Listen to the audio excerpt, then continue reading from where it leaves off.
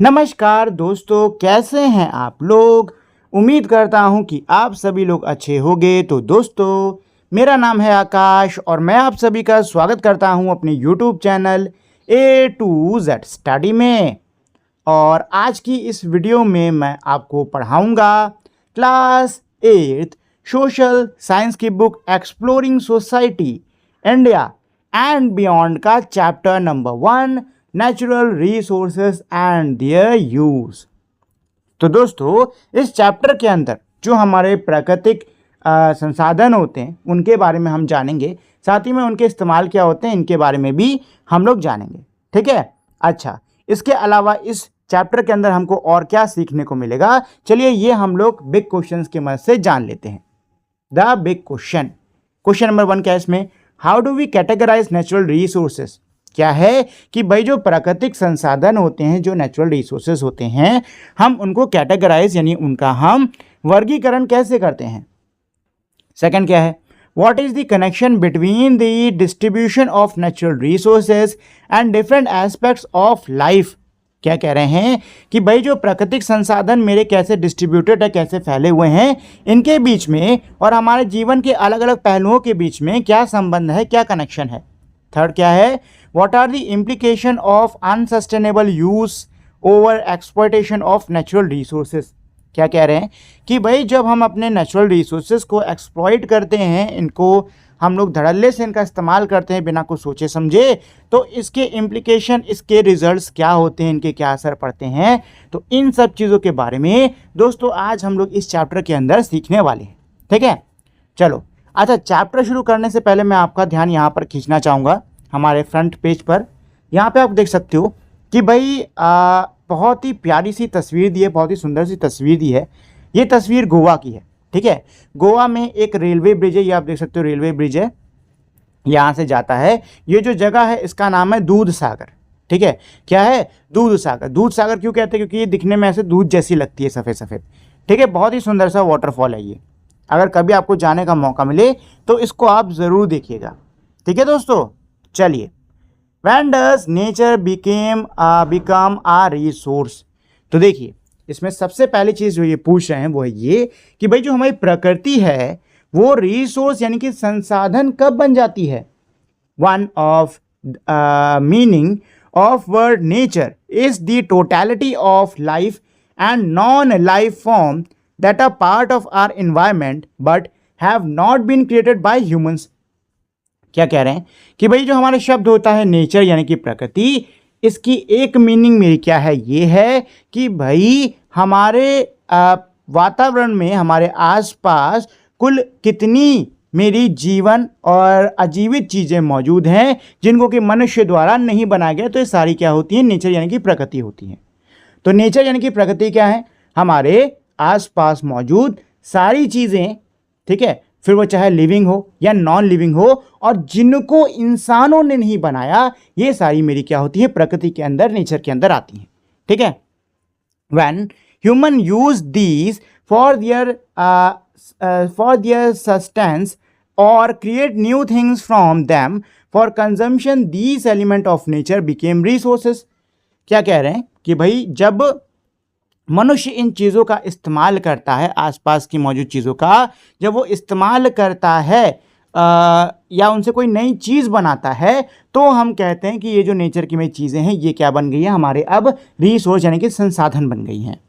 For example, उदाहरण के लिए, trees are part of environment. उदाहरण के लिए पेड़ मेरे वातावरण के क्या होते हैं, हिस्सा होते हैं। They exist independently from of human. ये मनुष्यों से स्वतंत्र रूप से खुद से क्या करता है, पेड़ एग्जिस्ट करता है। When we cut them and convert their wood into furniture, we see the tree as a resource. क्या कह रहा है कि जब हम इन पेड़ों को काटते हैं, इनकी लकड़ी से हम फर्नीचर बनाते हैं, तो हम पेड़ों को संसाधन के तौर पर, रिसोर्स के तौर पर देखते हैं। Often these entities are not easily accessible. अक्सर क्या होता है कि जो चीज़ें होती हैं ये हमको आसानी से नहीं मिल पाती। ठीक है, उदाहरण के लिए, there may be petroleum in place deep under the ocean that we do not have the technology to access, और the extraction cost may be too high, और it may be culturally unacceptable like cutting trees in secret groves. क्या कह रहे हैं, उदाहरण के लिए हो सकता है समंदर में कहीं बहुत ही गहराई पर क्या हो, मेरा पेट्रोलियम हो, लेकिन हम उसको नहीं निकाल सकते। क्यों? क्योंकि हमारे पास में वैसी टेक्नोलॉजी नहीं है कि हम उसको निकाल सकें, या फिर उसको निकालने का जो कॉस्ट है हो सकता है वो बहुत ही ज़्यादा हो।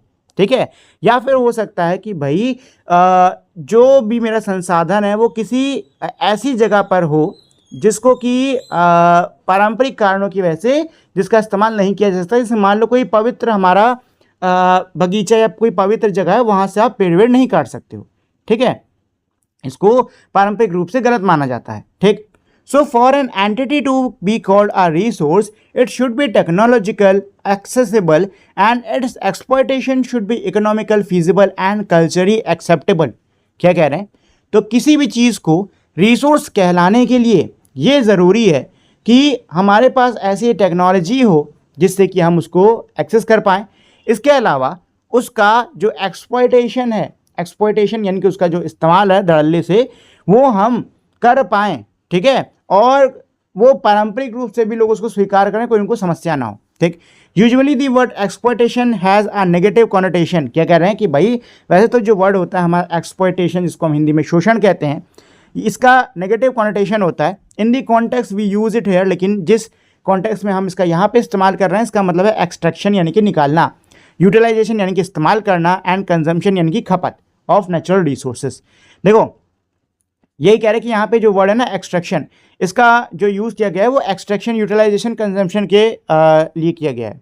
ठीक है, चलिए, द अर्थ हैज़ ट्रेजर। हमारी जो अर्थ है, हमारी जो पृथ्वी है, उसमें क्या है, खजाने हैं बहुत सारे। Many of which have been formed over millions of years. कईयों को बनने में कई मिलियन साल लग गए। And which human has taken and learn to use, जिसको कि इंसानों ने लिया, इस्तेमाल करना सीखा। These includes the most obvious one like water, air, soil, and also the not so obvious ones like coal, petroleum, precious stone, metal ore, timber, etc. क्या कह रहे हैं कि भाई इसके अंदर हमारे बहुत ही ऑब्वियस रिसोर्सेस हैं, जैसे कि हमारे वाटर, एयर, सॉइल, जिसके बारे में हमको पता है, जिसकी जो कि हमको प्रत्यक्ष दिखते हैं, और कुछ हमारे नॉट सो ऑब्वियस रिसोर्सेज जो कि हमको उतने ज़्यादा नहीं दिखते हैं, जैसे कि कोयला, पेट्रोलियम, कीमती पत्थर, धातु, ठीक है, लकड़ी इत्यादि। डोंट मिस आउट, तो अब सीधे है हमारा डोंट मिस आउट, लेकिन यहाँ पे दो इमेजेस हैं। ठीक है, देखो यहाँ पे क्या हो रहा है कि ये जो किसान है ये क्या कर रहे हैं, हल चला रहा है। इससे मिट्टी क्या होती है, पलट जाती है। ठीक है, इससे इसके अंदर जो हवा होती है ना अच्छे से पार होती है। ठीक, ये हमारा है छत्ता, किसका, मधुमक्खी का, और यहाँ से मिलता है हमको शहद। ठीक है, चलिए, तो डोंट मिस आउट पर चलते हैं दोस्तों। डोंट मिस आउट का फर्स्ट क्या है, in many indigenous traditions of world nature is considered secret. You have read about this in such traditions, nature is नर्चरर और नरिशर। देखिए क्या कह रहे हैं कि कई सारे जो दुनिया भर की हमारी जो परंपराएं हैं उनमें क्या है कि जो प्रकृति है उसको पवित्र माना गया है। ठीक है ना, प्रकृति को पवित्र माना गया है। इन परंपराओं के अंदर जो प्रकृति है उसको हमारा पालन पोषण करने वाला माना गया है।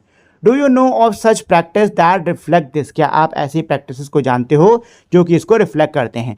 तो दोस्तों हम लोग के यहाँ पे बहुत सारी पूजाएं होती हैं, बहुत सारे रिचुअल्स होते हैं। ठीक है, जो कि प्रकृति के लिए किया जाता है। और क्यों किया जाता है, क्योंकि हम लोग प्रकृति को माँ समान मानते हैं। ठीक है, कई सारे हमारे फेस्टिवल्स हैं इससे जुड़े हुए, और कई सारे हमारे क्या होते हैं, डिफरेंट फंक्शंस होते हैं। जैसे कि यहाँ पे हमारा दिया है तुलसी पूजा। ठीक है, तुलसी पूजा की जाती है। इसके अलावा जब हार्वेस्ट होता है, मतलब जो कटाई होती है, तब अलग अलग जगह पे, कहीं पे लोहड़ी मनाते हैं, कहीं पे मकर संक्रांति मनाते हैं, मतलब अलग अलग जगह पे अलग अलग त्यौहार हमारे क्या होते हैं, मनाए जाते हैं। ठीक है, इसके अलावा बारिश अच्छी हो इसके लिए पूजा वूजा की जाती है। ठीक है, साथ ही में पेड़ पौधे सब बढ़िया रहे इसके लिए भी कई सारी पूजा वूजा की जाती है। मतलब बहुत सारी ऐसी चीज़ें हैं। ठीक, और यहाँ पे अगर हम कुछ प्रैक्टिसेस के नाम लिखना चाहें तो आप वन महोत्सव, पोंगल, इन सब के नाम लिख सकते हो। ठीक है, चलिए, थिंक अबाउट इट, क्या इसमें, टेक अ पॉज, थोड़ी देर रुकें, लुक एट योर सेल्फ, खुद को देखें, एंड थिंग्स अराउंड यू, और आपके आसपास जो चीज़ें हैं उनको देखें। What is the origin of each of them, हर चीज़ का ओरिजिन क्या है, मतलब हर चीज़ मेरी कहाँ कहाँ से आई है। At some point they all led to nature, किसी ना किसी बिंदु पर ये सभी हमको प्रकृति की तरफ लेकर जाएंगे। Even the plastic button of on your shirt, यहाँ तक कि आपकी शर्ट का जो प्लास्टिक का बटन है वो भी एक ना एक बिंदु पे हमको कहाँ पे, प्रकृति की तरफ लेकर जाएगा। In short, we apply the term natural resource to materials and substance that occur in nature and are valuable to humans। ठीक है, रुको, इसका मतलब मैं अभी समझाऊंगा, बट इसको ना थोड़ा सा और क्लियर कर देते हैं। देखो, जितने भी आपके आसपास चीज़ें हैं ना, कोई भी चीज़ उठा लेते हैं। एग्जाम्पल के लिए मेरे आसपास बेडशीट है, ठीक है, तो बेडशीट मेरी किसकी बनी है, धागों की बनी है। धागे मेरे कहाँ से बने, जो फाइबर्स हमको अलग अलग मिलते हैं यहाँ से बने, ठीक है, ये हमको नेचर से मिलते हैं। कुछ आर्टिफिशियली लैब में भी बनाए जाते हैं, बट लैब में भी अगर आप किसी फाइबर को बना रहे हो तो उस फाइबर को बनाने के लिए जो सामग्री है, रॉ मटेरियल है, वो कहाँ से आ रहा है, वो भी नेचर से ही आ रहा है कि नहीं है।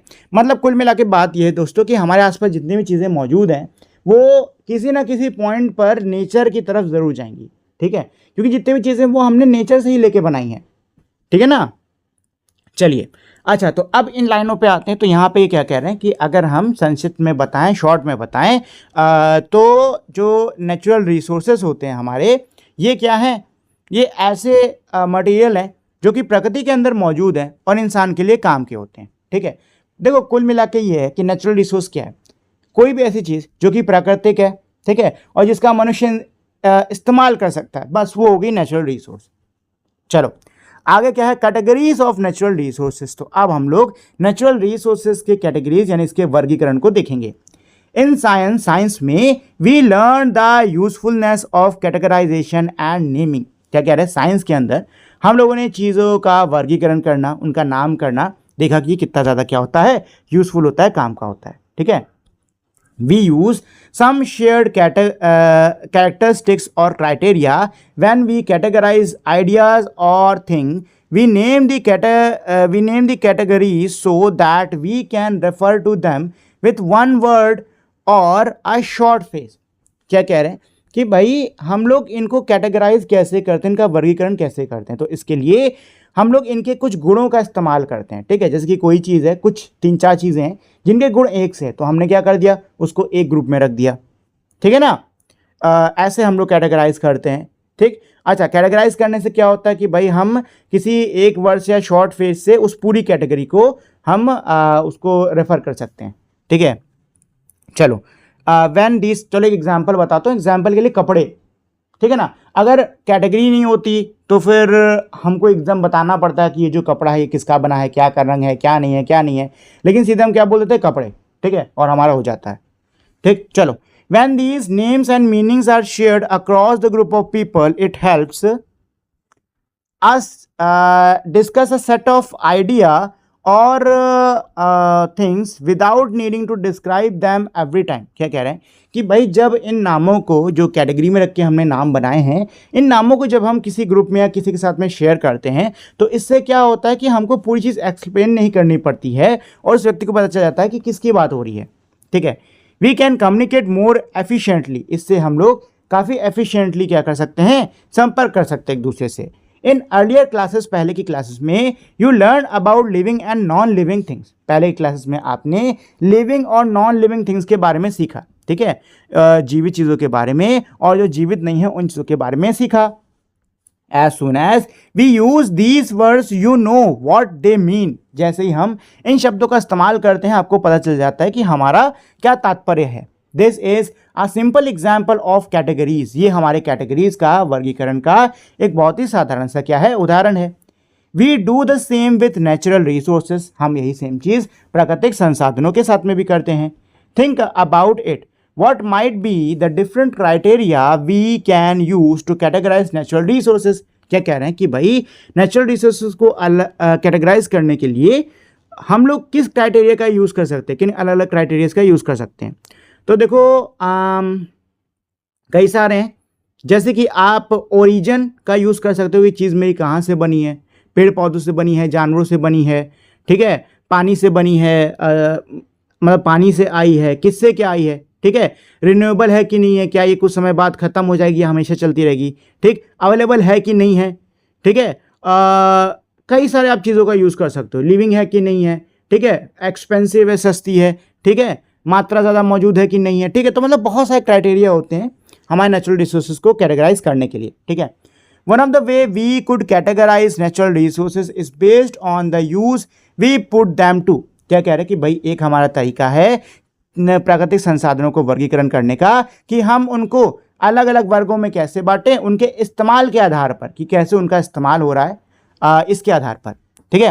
Essential for our life, source of material and source of energy, ठीक है। तो इसमें इन्होंने बांटा है कि जो हमारे जीवन के लिए ज़रूरी है, जिससे हमें सामग्री मिलती है और जिससे हमें क्या मिलती है, ऊर्जा मिलती है, ठीक है। तो इन तीन बेसिस पे इन्होंने यहाँ पे रिसोर्सेज को, नेचुरल रिसोर्सेज को बांटा हुआ है।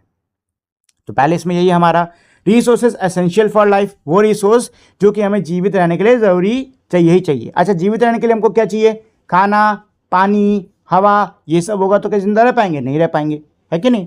Life could not exist on earth without the air we breathe. क्या कह रहे हैं, पृथ्वी पर जीवन जो है, जो हवा जिससे हम लोग सांस ले रहे हैं उसके बिना संभव नहीं।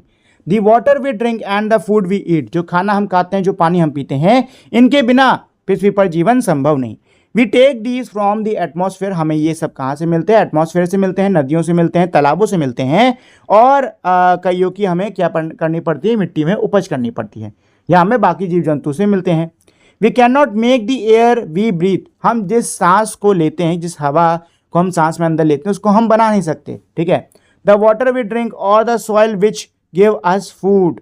क्या कह रहे हैं कि भाई हम जो हवा हम लोग अंदर ले रहे हैं, जिसको हम लोग सांस ले रहे हैं, उस हवा को हम बना नहीं सकते, ना ही पानी को बना सकते हैं, ना ही तो हम जो मिट्टी इस पे जो कि हमको खाना दे रही है उसको हम नहीं बना सकते हैं, ठीक है। देखो यहाँ पे इस लाइन पे शायद आप में से कई लोग कहोगे अरे नहीं नहीं ऐसा नहीं होता, खाना ना तो हम लोग बना सकते हैं। नहीं गाइस, देखो खाना हमारे कैसे आता है, खाना हमें पेड़ पौधों से मिलता है, ठीक है ना, उसको हम लोग कुक करते हैं, पकाते हैं, ठीक। बट हमारा जो प्रोड्यूसर है वो कौन है, ट्रीज़ हैं, तो खाने को हम लोग नहीं बना सकते।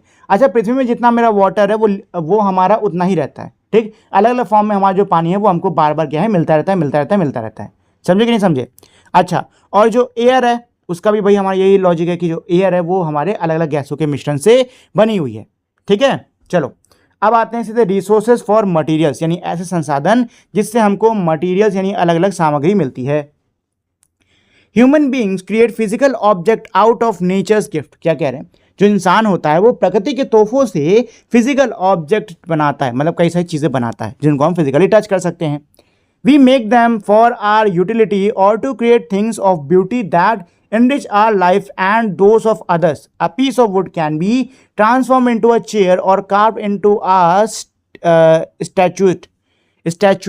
देखो क्या कह रहे हैं कि भाई हम लोग क्या करते हैं, इन जो चीज़ें हमें जो प्रकृति से हमें जो तोहफे मिल रहे हैं उनको हम लोग इस्तेमाल करते हैं, यूटिलाइज करते हैं, उससे हम लोग ऐसी चीज़ बनाते हैं जो कि हमारे लिए काम की हो, या फिर जो हमारे सुंदर चीज़ हो जो कि हमारे जीवन को और अच्छा बनाए, ठीक है। एग्जाम्पल के लिए लकड़ी का टुकड़ा जिसको कि हम कुर्सी बना सकते हैं, या फिर जिससे हम बहुत ही सुंदर सी स्टैचू भी बना सकते हैं।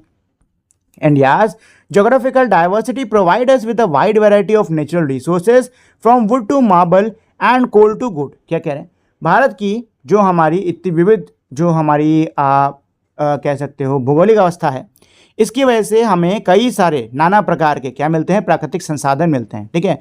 हमें हमारे यहाँ पे लकड़ी से लेकर मार्बल तक, कोयले से लेकर सोने तक सब मिलता है। रिसोर्सेज फॉर एनर्जी, वो रिसोर्सेज जिनका इस्तेमाल हम लोग एनर्जी के लिए करते हैं, ऊर्जा के लिए करते हैं, ठीक है। Energy is a cornerstone of modern living, electricity for our building, transportation and all type of production processes. This energy can come from diverse natural resources, coal, water, petroleum, gas, natural gas, sunlight, wind, etc. क्या कह रहे हैं कि भाई जो ऊर्जा है वो हमारे आधुनिक जीवन का कॉर्नर स्टोन है, ठीक है ना। बिन ऊर्जा के हमारा आधुनिक जीवन एक तरीके से एग्जिस्ट ही नहीं करता। हमको बिजली जो चाहिए होती है इमारतों में, यातायात के लिए या किसी चीज़ को बनाने के लिए, वो हमारे इन्हीं रिसोर्सेज से बनाई जाती है, ठीक है। इसके अलावा और भी कई सारे मेरे रिसोर्सेज होते हैं जिससे हमें एनर्जी मिलती है, जैसे कि हमारा कोयला, पानी, पेट्रोलियम, प्राकृतिक गैस, सूरज की किरण, हवा इत्यादि, ठीक है। अच्छा, यहाँ पे आपको दिख रहा होगा फोटो हैं दो, इसमें पहली फोटो दी है मेरी रिवर की, नदी की। अच्छा, नदी मेरी क्या होती है, रिन्यूएबल सोर्स ऑफ ये रिन्यूएबल रिसोर्सेस है, ठीक है, क्योंकि इसका जो पानी है ना वो हमारा फिल होता रहता है, ठीक। अच्छा, लकड़ी जो है ये आप पेड़ जंगलों से हमें मिलेगी, लेकिन दिक्कत क्या होती है कि लकड़ी को दोबारा से उगने में, पेड़ को दोबारा से उगने में बहुत लंबा क्या लग जाता है, समय लग जाता है, ठीक है। चलिए, तो दोस्तों अब हम लोग इसमें रिन्यूएबल और नॉन रिन्यूएबल रिसोर्सेज के बारे में पढ़ेंगे। देखो, शॉर्ट में समझाता हूँ ये दोनों चीज़ें क्या होती हैं, फिर डिटेल में पढ़ेंगे। तो रिन्यूएबल रिसोर्सेज वो रिसोर्सेज होते हैं जो कि एक समय बाद हमको ये दोबारा से मिल जाएंगे, ठीक है, जो कि हमारे कभी ख़त्म नहीं होते, ठीक। जबकि नॉन रिन्यूएबल रिसोर्सेज मेरे वो रिसोर्सेज हैं जो कि मेरे ख़त्म हो गए तो दोबारा मिलेंगे नहीं, और अगर मिलेंगे भी तो बहुत लंबा समय लग जाएगा उनको दोबारा से मिलने में, ठीक है। तो ये होते हैं रिन्यूएबल, जो ईजिली हमको क्या होते हैं, रिप्लेनिश हो जाते हैं। नॉन रिन्यूएबल जो कि रिप्लेनिश नहीं होते हैं, ठीक है। चलो, the second way of characterizing natural resources could be based on whether they are renewable or not. क्या कह रहे हैं, जो दूसरा तरीका है हमारे प्राकृतिक स्रोतों का वर्गीकरण करने का, वो इस चीज़ के आधार पे हो सकता है कि क्या वो रिन्यूएबल हैं, यानी कि क्या वो हमको फिर से मिलेंगे या नहीं मिलेंगे। A general principle of nature is that it functions in restorative and regenerative way। क्या कह रहे हैं, प्रकृति का हमारा एक बहुत ही कह सकते हो हमारा मुख्य सिद्धांत होता है, बहुत ही बेसिक सा सिद्धांत होता है, वो है ये कि प्रकृति जो है वो खुद को दोबारा से क्या करती है, रिस्टोर कर लेती है, खुद को दोबारा से सही कर लेती है। जो भी खामियां होती है उसको खुद से दोबारा से क्या करती है, उसको ठीक कर लेती है। Restoration is a process of returning something to its original healthy state if it has been degraded or damaged। क्या कह रहे हैं, रेस्टोरेशन मेरी एक ऐसी प्रक्रिया होती है जिसमें कोई भी चीज़ अपनी ओरिजिनल हेल्दी अवस्था में क्या होती है, बदल जाती है जब उसको डैमेज होता है या फिर वो खराब हो जाती है उसके कुछ समय बाद, ठीक है। Nature heels, renew and maintain herself over time. जो प्रकृति है वो खुद को समय के साथ में क्या करती रहती है, सही करती रहती है। A cut on your skin will normally heal. क्या कह रहे हैं कि आपके स्किन पर अगर कोई कट लगता है तो वो नॉर्मली सामान्य रूप से हमारा क्या होता है, ठीक हो जाता है। A forest recover after a wild fire. ऐसे ही वाइल्ड फायर के बाद में, यानी जंगली खूब मतलब जंगल में लगी आग के बाद में हमारा जो जंगल होता है वो भी क्या होता है, रिकवर हो जाता है। Regeneration goes beyond restoration. जो हमारा रीजनरेशन है ये रेस्टोरेशन के भी आगे जाता है। It is about nature's ability to create new life and condition for thriving. क्या है इसका मतलब, क्या होता है इसका मतलब, प्रकृति की वो काबिलियत जिससे कि वो नए जीवन को और नई कंडीशंस को क्या करती है, बनाती है, जिससे कि जीवन फल फूल सके। We plant trees in areas that may have lost them on account of human intervention like clearing forest for housing. क्या कह रहे हैं कि भाई हम पेड़ लगाते हैं उन क्षेत्रों में जिन क्षेत्रों में इंसानी गतिविधि के कारण वो पेड़ वहाँ से क्या है, हट गए हैं, ठीक है। जैसे कि अगर घर वर बनाना तो हो सकता है जंगल क्या करते हैं, काट दिए जाते कई बार। Planting the types of tree that were originally growing there restores the ecosystem. क्या कह रहे हैं कि भाई जो पेड़ वहाँ पे ओरिजिनली उगते थे, अगर हम वहाँ पे वही पेड़ फिर से लगाते हैं तो ये कुछ समय बाद में जो ओरिजिनल इकोसिस्टम है उसको ये क्या करेगा, रिस्टोर कर देगा। The tree provide food and shelter for birds, squirrels and other creatures enabling life to return। जो पेड़ है वो खाना और आसरा देगा किसको, अलग अलग चिड़ियाओं को, गिलहरियों को, अलग अलग जीवों को, जिससे कि जीवन जो है वहाँ पर कुछ समय बाद लौट आएगा। Nature works in cycle where there is no waste. जो प्रकृति है वो हमारी चक्र में काम करती है जिसमें कोई भी वेस्ट यानी कि कोई भी कचरा नहीं रहता। टेक अ फॉरेस्ट, आप जंगल को ही ले लीजिए। Let's say a tree falls in the forest. मान लीजिए कि कोई पेड़ है जो कि मेरे जंगल में गिरा है। It decomposes with the bacteria, fungi and insect feeding on it. वो सड़ जाता है, कैसे, बैक्टीरिया, फंगाई और कीड़े उसको खाते हैं, वो ऐसे सड़ जाता है। The tree became part of soil enriching it. जो पेड़ है अब वो मिट्टी का हिस्सा बन जाता है, उसको और बेहतर बनाता है। New trees and plants grow from seed. नए पौधे और नए मेरे पेड़ बीज से उगते हैं। Eventually some will fall and the cycle starts again.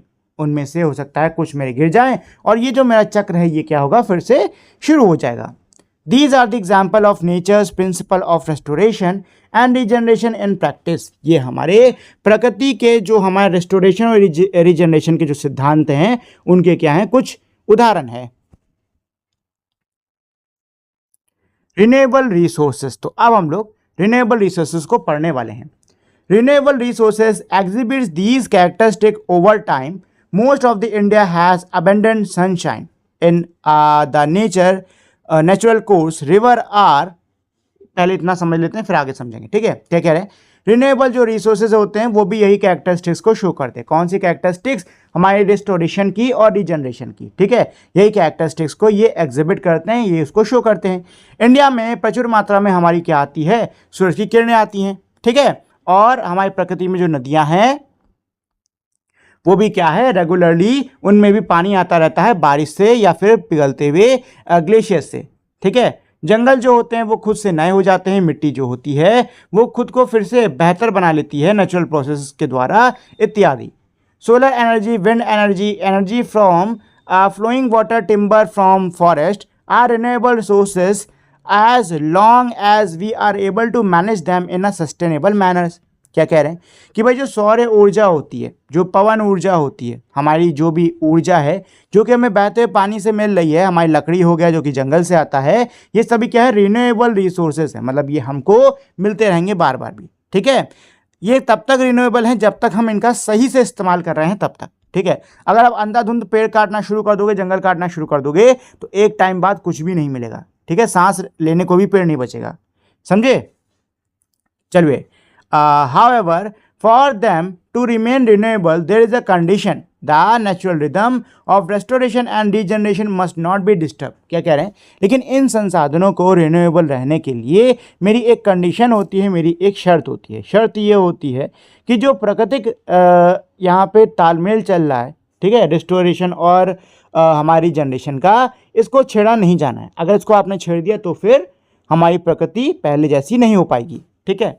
If we harvest timber faster than the forest can grow tree we will eventually deplete the forest. क्या कह रहे हैं, अगर हम पेड़ जंगल में से लकड़ी बहुत ज़्यादा, पेड़ों को बहुत ज़्यादा काट रहे हैं और पेड़ पेड़ नहीं लग पा रहे हैं तो इसकी वजह से क्या होगा कि जंगल जल्दी मेरा ख़त्म हो जाएगा।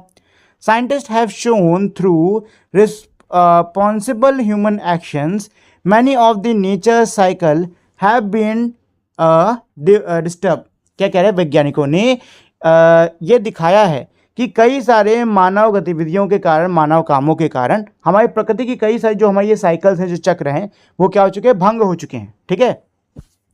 A combination of several factors interacting, fossil fuel driven industrialization and the cutting down of forests for agriculture and other purpose are two of them has led to rising temperature that we are experiencing।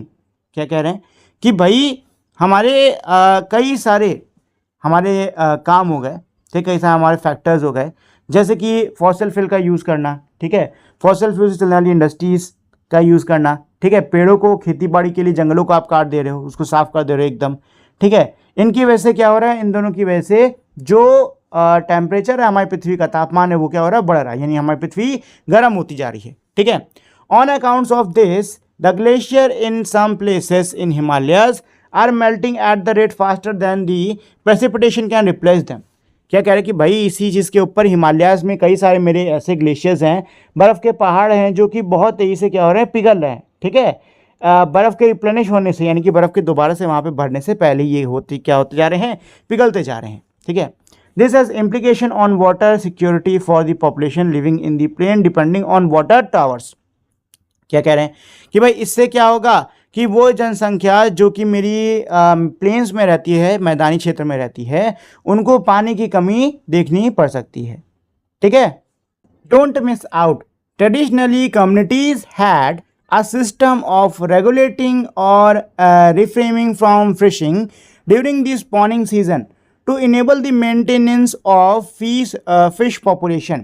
क्या कह रहे हैं कि भाई हमारे पारंपरिक रूप से कई सारी हमारी कम्युनिटीज़ हैं, ठीक है, जिनके यहाँ पे एक सिस्टम था कि जब स्पॉनिंग सीज़न होता है, स्पॉनिंग सीज़न यानी कि जब मछलियाँ बच्चे अच्छे देती हैं, तो उस टाइम पर मछली पकड़ना बहुत ही कम कर दिया जाता है या फिर बंद ही कर दिया जाता है पूरी तरीके से, ताकि जो मछलियों की जनसंख्या है वो फिर से क्या हो सके, बढ़ सके। However, the commercialization of fishing resulted in overfishing। लेकिन जब से कमर्शलाइजेशन हुआ है हमारी फिशिंग का, मतलब जब से बड़ी बड़ी ये जो कंपनियां हैं इन्होंने आके फिशिंग करना स्टार्ट किया है, जब से फिशिंग जो है वो कमर्शियल तरीके से हमारे होने लग गई है, इसकी वजह से क्या हो रहा है कि अब ओवर फिशिंग हो रही है। ओवर फिशिंग यानी कि लोग हद से ज़्यादा मछली पकड़ रहे हैं। इन the case of a type of fish called tuna for example, the rapid and extensive decline in their population led to some agreements on control of fishing। क्या कह रहे हैं कि भाई ट्यूना के केस में, ट्यूना एक मछली होती है, बहुत ही मशहूर है, उसको मतलब कई देशों में पसंद किया जाता है खाना। तो इसमें ये कह रहे हैं कि भाई एग्जाम्पल के लिए ट्यूना की बहुत ज़्यादा क्या हुई, फिशिंग हुई, जिसकी वजह से इसकी जो जनसंख्या है बहुत ज़्यादा कम हो गई, जिसकी वजह से कई सारे एग्रीमेंट्स करने पड़े ताकि फिश की जो ये जनसंख्या इसको क्या करा जा सके, कंट्रोल किया जा सके। Nevertheless, this important type of fish that keeps the ocean ecosystem in balance by consuming smaller fish, shrimps, etc. is on decline। लेकिन इसके बावजूद भी ये जो महत्वपूर्ण मछली है जो कि समंदर के इकोसिस्टम में बैलेंस बनाए रखने का काम करती है छोटी मछलियों को कंज्यूम करके, ये क्या है, डिक्लाइन पर है, मतलब इसकी संख्या काफ़ी तेजी से नीचे जा रही है। Do you know of traditional practices that help the ecosystem to stay in balance? क्या कह रहे हैं कि क्या आप ऐसी ट्रेडिशनल पारंपरिक प्रैक्टिसेस को जानते हो जो कि इकोसिस्टम को संतुलन में रहने में हेल्प करते हैं? तो बताइए, क्या आप ऐसी कोई ट्रेडिशनल प्रैक्टिस को जानते हो? तो दोस्तों, आप सभी ने क्रॉप रोटेशन के बारे में सुना होगा। क्रॉप रोटेशन क्या होता है कि भाई हम लोग अलग अलग फसल लगाते रहते हैं, ठीक है, अलग अलग फसल एक टाइम के बाद में लगाते रहते हैं, एक सी फसल नहीं लगाते, ठीक। इससे क्या होता है, मिट्टी के जो वो होते हैं न्यूट्रिएंट्स वो मेरे साथ पूरे ख़त्म नहीं होते, ठीक है। इसके अलावा सेक्रेड ग्रोव्स होते हैं। सेक्रेड ग्रोव्स ये जगह होती है जहाँ पे बगीचों के किसी जगह की पूजा की जाती है, वहाँ पे बिल्कुल पेड़ नहीं काट सकते आप, ठीक है। इसके अलावा जो फील्ड होती है, क्या बोलते हैं, जो खेत होता है उसको पलटवा दिया जाता है, ठीक है, कटाई करने के बाद में पलटवा दिया जाता है ताकि जो बचा कुचा हिस्सा है हमारे पौधों का वो फिर से खेत में मिल के उसको क्या कर दे, उसमें सड़ के उसको बेहतर बना दे, खेत की जो उपज है उसको बढ़ा दे, ठीक है। रेन वाटर हार्वेस्टिंग सुना होगा आपने, बारिश का पानी लोग इकट्ठा करते हैं, ठीक है ना। ये सभी मेरे क्या हैं, ये सभी मेरे ऐसे प्रैक्टिसेस हैं जो कि हमारे इकोसिस्टम में बैलेंस बनाए रखने में क्या करते हैं, हेल्प करते हैं, ठीक है दोस्तों। चलिए, we need industries to produce the goods we consume. क्या कह रहे हैं, हमको इंडस्ट्रीज की ज़रूरत पड़ती है, हमको उद्योगों की ज़रूरत पड़ती है उन चीज़ों को बनाने के लिए जिसको हम लोग कंज्यूम करते हैं, जिसकी हम लोग खपत करते हैं। The process also create waste that are frequently discharge into rivers and other water bodies. इस प्रक्रिया में वेस्ट मेरा जनरेट होता है, कचरा मेरा, गंदगी मेरी जनरेट होती है, जिसको कि नदियों में और बाकी वाटर बॉडीज में छोड़ दिया जाता है। ये आप देख सकते हो कितना गंदा पानी जो है इसको छोड़ा जा रहा है नदी में, ठीक है। Often these waste cannot decay to become the food for some life form। क्या होता है कि भाई अक्सर क्या होता है कि ये जो वेस्ट, ये जो कचरा है, ये मेरा सड़ गल के क्या है, दूसरे लाइफ फॉर्म्स के लिए फूड नहीं बन पाता। Instead it leads to a disturbance in nature cycle of restoration and regeneration, leading to a situation where the river become poisonous and can not support life. बल्कि क्या होता है, इसकी वजह से जो प्रकृति की ये साइकिल है, जो प्रकृति की जो मेरा पूरा ये चक्र है रिस्टोरेशन और रीजनरेशन का, ये डिस्टर्ब हो जाता है, जिसकी वजह से जो मेरी नदी है वो जहरीली हो जाती है या और जीवन को सपोर्ट नहीं कर पाती। यहाँ पे आप देख सकते हो कि भाई जो कचरा है, जो गंदगी है, वो नदी के अंदर इस इमेज में हमारी डाली जा रही है, छोड़ी जा रही है, ठीक है। चलिए, let's explore. Identify human actions in your surrounding that results in nature losing her ability to restore or regenerate. What type of intervention can be undertaken to restore nature cycle? देखो क्या कह रहे हैं कि भाई आपके आसपास ऐसी मानव गतिविधियों को पहचानिए जिसकी वजह से प्रकृति जो है वो अपनी रिस्टोर करने की और रीजनरेट करने की जो काबिलियत है वो खोती जा रही है, ठीक है। आखिर क्या कदम उठाए जा सकते हैं इस चीज़ को रोकने के लिए, ताकि जो प्रकृति है वो अपनी इस काबिलियत को दोबारा से क्या कर सके, फिक्स कर सके, ठीक है। तो देखो कई सारे ऐसे मानव गतिविधियां हैं जिसका नेचर पर बुरा असर पड़ रहा है, जैसे कि डिफॉरेस्टेशन, जंगल को काटना, ठीक है ना। हम लोग क्या कर रहे हैं, जंगल को काटे पड़े हैं, अंधाधुंध काटे पड़े हैं, ठीक है। Over use of ground water, जमीन के अंदर का जो पानी ना उसका हद से ज्यादा इस्तेमाल करना। ठीक। प्लास्टिक वेस्ट कहीं पे भी फेंक देते हैं, बिल्कुल नहीं सोचते कि ऐसे नेचर पे क्या असर पड़ेगा। ठीक है। केमिकल फर्टिलाइजर, पेस्टिसाइड, इन सब का यूज ज्यादा करना, पोल्यूशन का बढ़ना। ठीक है। अच्छा, इसमें हम क्या कदम उठा सकते हैं? तो इसको सही करने के लिए हम क्या कदम उठा सकते हैं कि पेड़ों को लगाएं, जहां पे डिफॉरेस्टेशन हुआ है वहां पे दोबारा से जंगल बसाएं। ठीक है। ऑर्गेनिक फार्मिंग करें।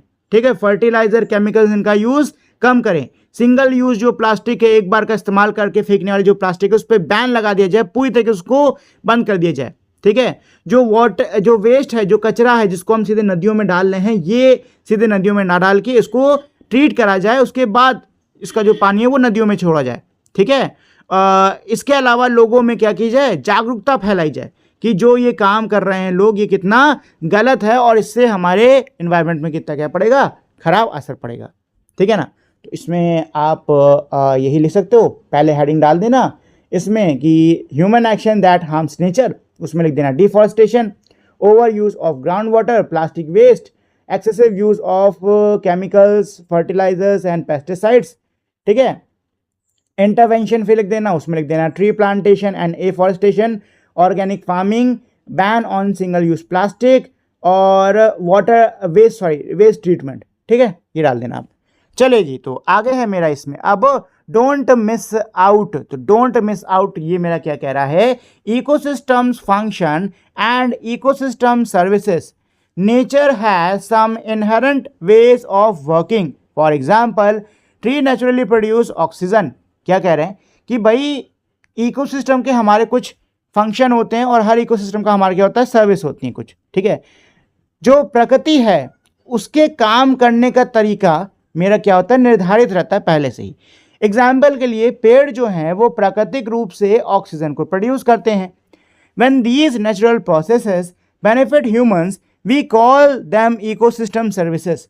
क्या कह रहे हैं, जब ये प्राकृतिक प्रक्रियाएं मनुष्यों को फायदा देती हैं तो इसको हम बोलते हैं इकोसिस्टम सर्विसेज। तो इकोसिस्टम सर्विसेज क्या है, इकोसिस्टम सर्विसेज प्रकृति की ये वो गतिविधियां हैं जिससे कि मनुष्य को फायदा पहुंच रहा है। ठीक है। We can think of it like this, a forest naturally filter water, prevent soil erosion and provide habitat for animals, these are ecosystem function. क्या कह रहे हैं कि भाई जो जंगल है हमारा वो प्राकृतिक रूप से पानी को छानता है। ठीक है। मिट्टी को रोकता है कटाव से। ठीक। साथ ही में जानवरों को रहने की जगह देता है। ये मेरा क्या होता है, यह है इकोसिस्टम फंक्शन। ठीक। When we benefit from clean water, protected farm land and pollinated crops, because of that forest we are receiving ecosystem services from nature. क्या कह रहे हैं कि भाई जब देखो, पहले तो समझ लो इकोसिस्टम फंक्शन और सर्विस में फर्क क्या है। जो इकोसिस्टम होता है मेरा, ठीक है, वो जो काम करता है वो होता है मेरा क्या, फंक्शन। ठीक। जैसे इकोसिस्टम के अंदर मेरे कई सारे क्या होते हैं, जीव जंतु होते हैं, वो एक दूसरे से जुड़े होते हैं, एक दूसरे पे क्या होते हैं, वो डिपेंडेंट होते हैं। ठीक। जैसे कि हमारे यहाँ पे जंगल का दिया हुआ है कि जंगल जो है वो क्या करता है, जंगल हवा को साफ करता है। ठीक है ना।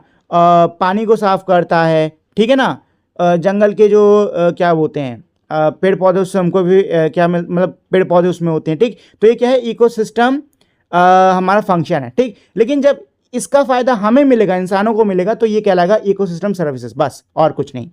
ठीक है। जैसे कि जंगल की साफ हुई हवा हमको मिल गई, इकोसिस्टम सर्विस। जंगल के द्वारा साफ किया हुआ पानी हमको मिल गया, इकोसिस्टम सर्विस। ठीक है। चलिए आगे बढ़ते हैं। A mature tree produces about 275 liters of oxygen per day। जो हमारा मैच्योर ट्री होता है वो डेली का हमारा तकरीबन 275 लीटर ऑक्सीजन बनाता है। कितना, 275 लीटर, बहुत ज़्यादा होता है ये। This varies a little depending on type of tree. ये मेरा थोड़ा अलग होता है, पेड़ के ऊपर ये निर्भर करता है कि कौन से प्रकार का पेड़ है। A human being need about 350 litres of oxygen every day. एक इंसान को रोज 350 लीटर ऑक्सीजन की जरूरत होती है। This can be change based on type of activity that an individual engage, their height, weight and so on. ये हमारा थोड़ा अलग हो सकता है व्यक्ति के ऊंचाई पर, व्यक्ति के वजन पर वो कैसे काम कर रहा है इन सब के आधार पर। ठीक है, देखो इसका मतलब ये है कि अगर आप 2 पेड़ लगाते हो ना, बढ़िया 2 पेड़, अच्छे पेड़ लगाते हो और वो बढ़िया से बड़े हो जाते हैं ना, तो आपके खुद की ऑक्सीजन की ज़रूरतों को पूरा कर देंगे। ठीक है, चलो इसी बात पे काम करो, सब लोग अपने घर में 2-2 पेड़ लगाओ। ठीक है, 2-2 3-3 पेड़ लगाओ सब लोग। चलो चलिए जी, तो आगे बढ़ते हैं। लेट्स एक्सप्लोर, क्या है इसमें, take up a small research study to access the types of renewable resources in your reason.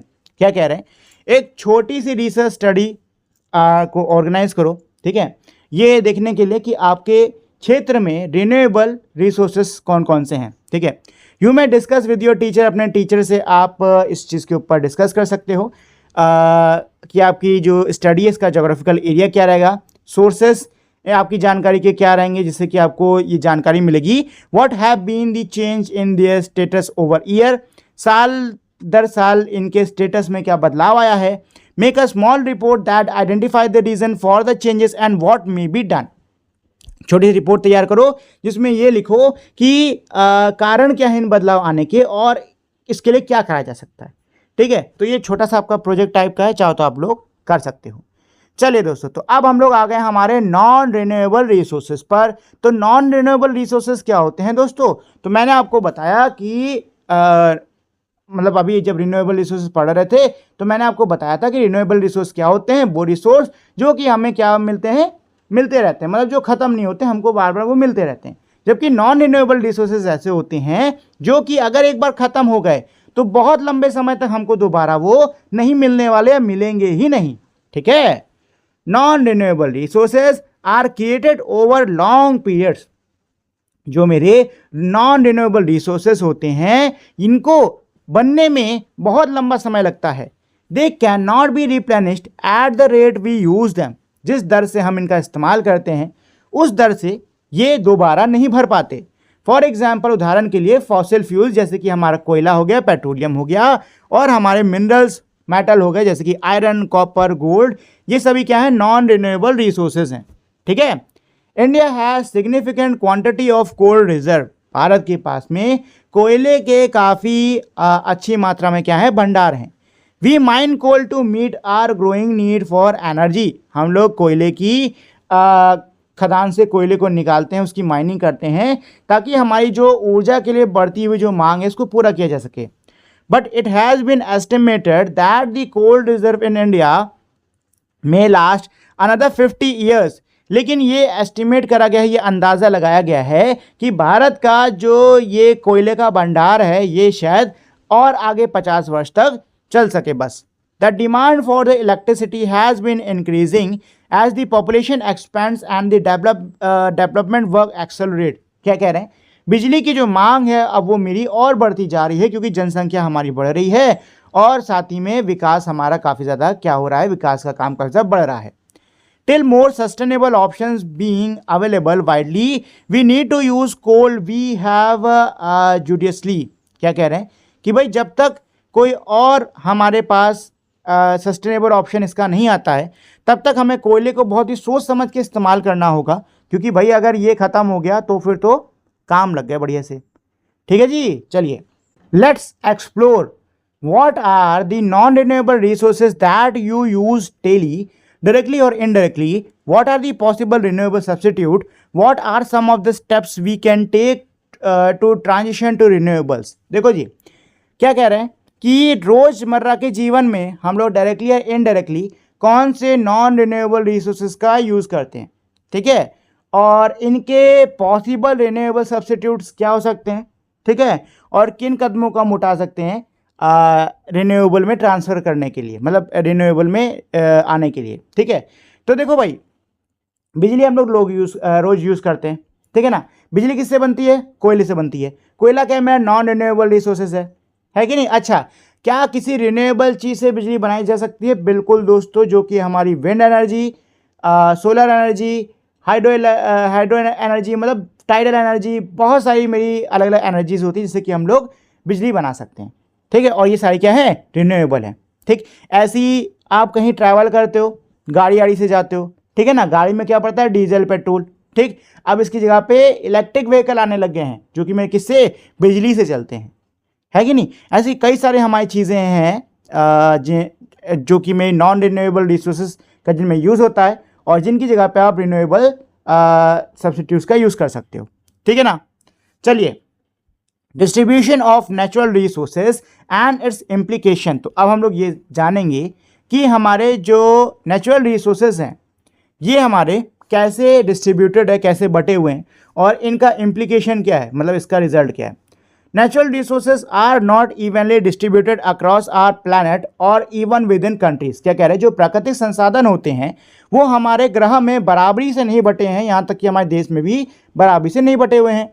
This uneven distribution shapes human settlements, trade patterns, international relation and conflicts too. क्या कह रहे हैं कि ये जो हमारे अनइवन डिस्ट्रीब्यूशन है, ये जो हमारा कम ज़्यादा बंटवारा है संसाधनों का, इससे ह्यूमन सेटलमेंट जो है, मतलब इंसान कैसे कहाँ पे रहेगा, ठीक है, व्यापार कैसे होगा, हमारे अंतर्राष्ट्रीय संबंध कैसे होंगे, साथ ही में लड़ाइयाँ कैसे होंगी, इन सबको कह सकते हो इस चीज़ ने एक आकार दिया है। Many wars have been fought and continue to be fought to gain control over natural resources. प्राकृतिक संसाधनों पर काबू करने के लिए कई सारी जंगें लड़ी गई हैं और कई सारी जंगें अब भी लड़ी जा रही हैं। Let's explore. Observe the map in figure 1.11. Notice the uneven distribution of important minerals. What type of resources are available in your region? How are they distributed? क्या कह रहे हैं कि भाई जो मेरा मैप है 1.11 यानी 1.11, इसको ऑब्जर्व करिए और नोटिस करिए कि किस तरीके से मेरे अनइवन तरीके से जो रिसोर्सेज हैं, मिनरल्स हैं, वो मेरे क्या हुए हैं, बटे हुए हैं, ठीक है। आपके क्षेत्र में कौन सा रिसोर्स अवेलेबल है ये भी आपको देखना है, ठीक है दोस्तों। तो देखो यहाँ पे हमारा दिया है कि ये जो ऐसा है हेक्सागन टाइप का, ये मेरा कोयला है, ये ऑयल है मेरा ट्रायंगुलर, ये स्क्वायर जो है पिंक वाला ये मेरा आयरन है और ये मेरा क्या है, बॉक्साइड है, रोम्बस, ठीक है। तो भाई मैं रहता हूँ उत्तर प्रदेश में, तो यहाँ पे हमको क्या दिख रहा है, यहाँ पे तो यार कुछ भी हमको नहीं। देखो ज़्यादा रिसोर्स है ना साउथ, मतलब नीचे की तरफ है कि नहीं। तो सबसे पास में तो यही है हमारा सबसे पास में तो यही है मेरे, ठीक है, बॉक्साइड। चलो ये तो आप अपने क्षेत्र के हिसाब से इसमें ढूंढ सकते हो। चलिए इसमें आगे बढ़ते हैं। Industries located near natural resources create employment opportunities for the local people. क्या कह रहे हैं, वो उद्योग जो कि मेरे प्राकृतिक संसाधनों के करीब होती हैं, ये रोजगार के कई सारे मौके पैदा करती हैं जो स्थानीय लोग होते हैं उनके लिए। Townships grows around them and expand economic opportunities for others too. इनके आसपास जो शहर हैं वो बसते हैं, क्योंकि देखो इन उद्योगों में क्या है, काम है तो इंसान यहाँ पे काम करने के लिए आएगा।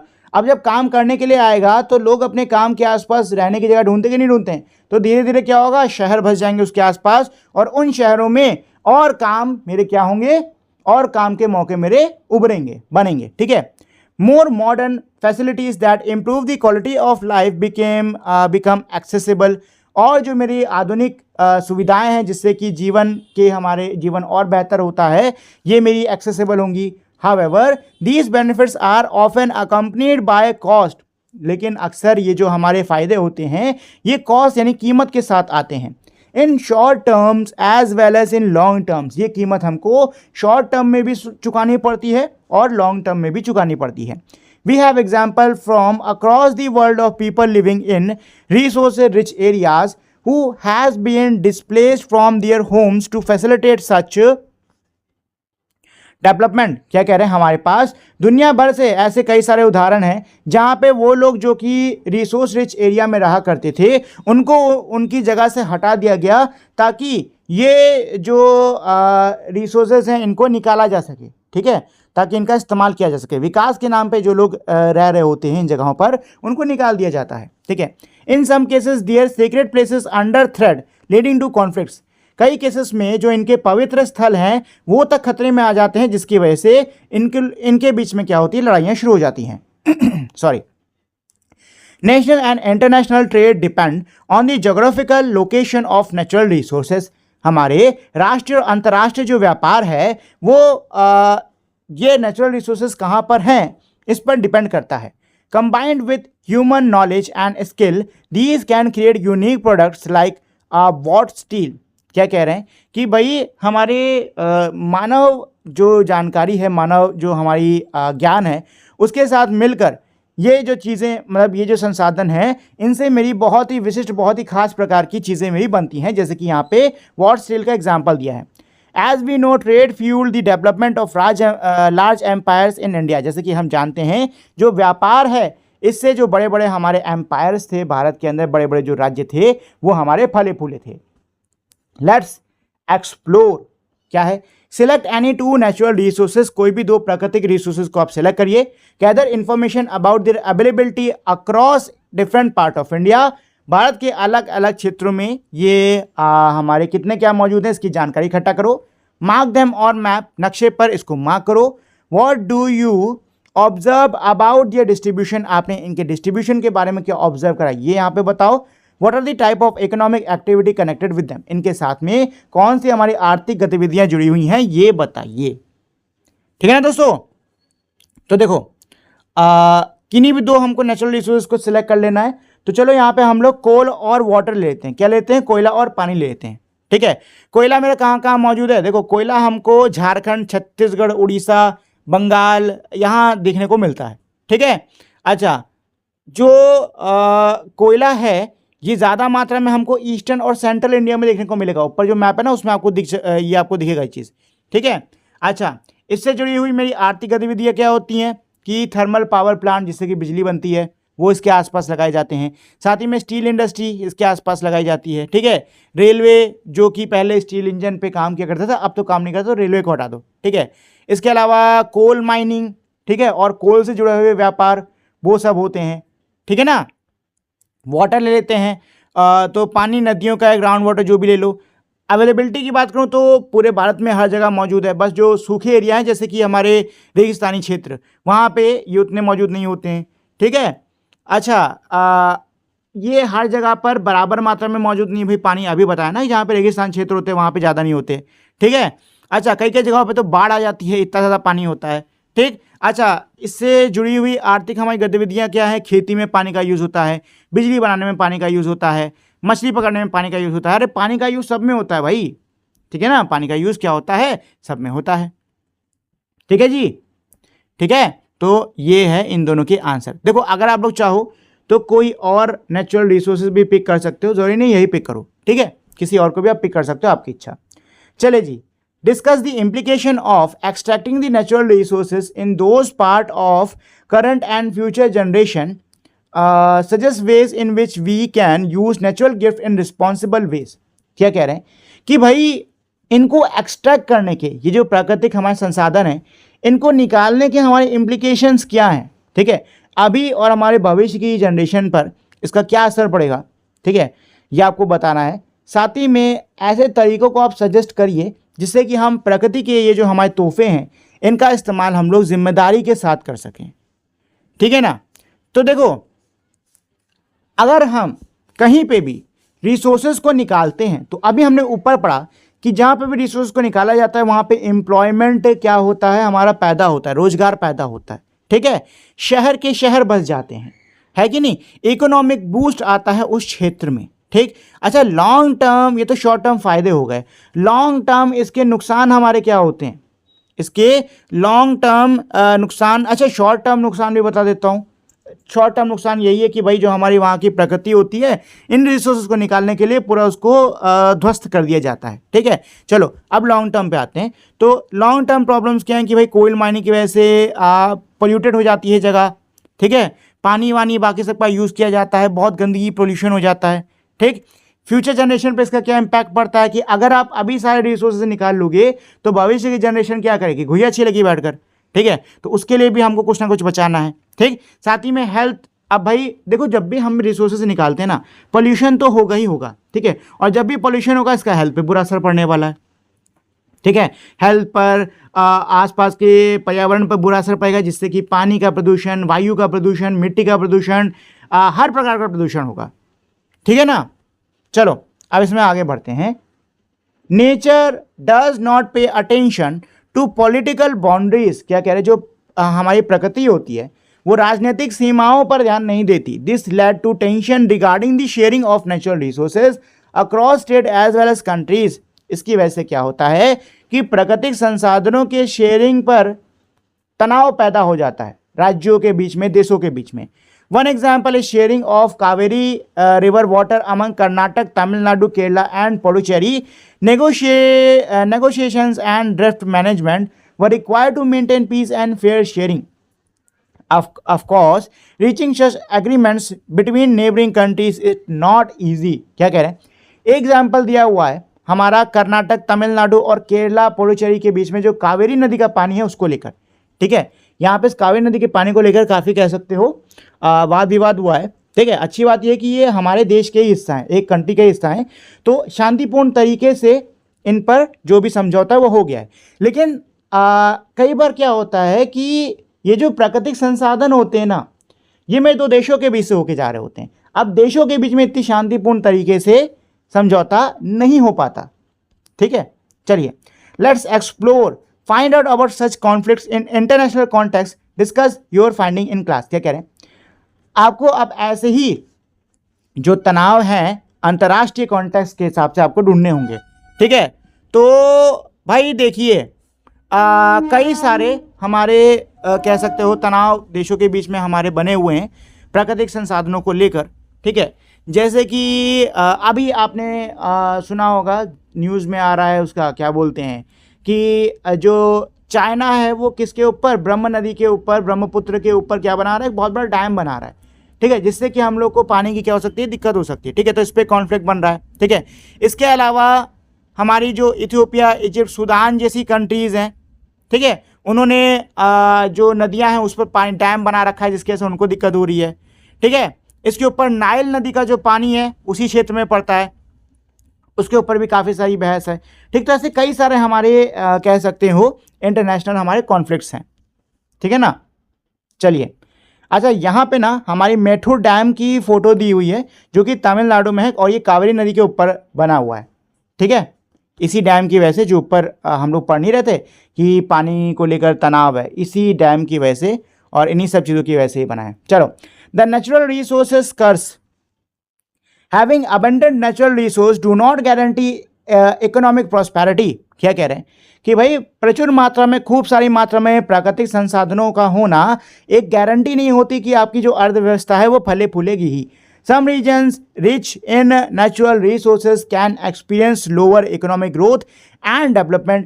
कुछ जगहों पर जहाँ पे प्राकृतिक संसाधन हमारे खूब सारे होते हैं वहाँ पर अर्थव्यवस्था हमारे धीरे धीरे कुछ जगहों पर क्या होती है, विकसित होती है। ठीक है, a phenomena economist called the natural resource curse, ये एक ऐसी घटना है जिसको कि जो इकोनॉमिस्ट हैं वो क्या कहते हैं, नेचुरल रिसोर्स कर्स बोलते हैं, और द पैराडॉक्स ऑफ प्लेंटी, जिसको पैराडॉक्स ऑफ प्लेंटी भी कहा जाता है।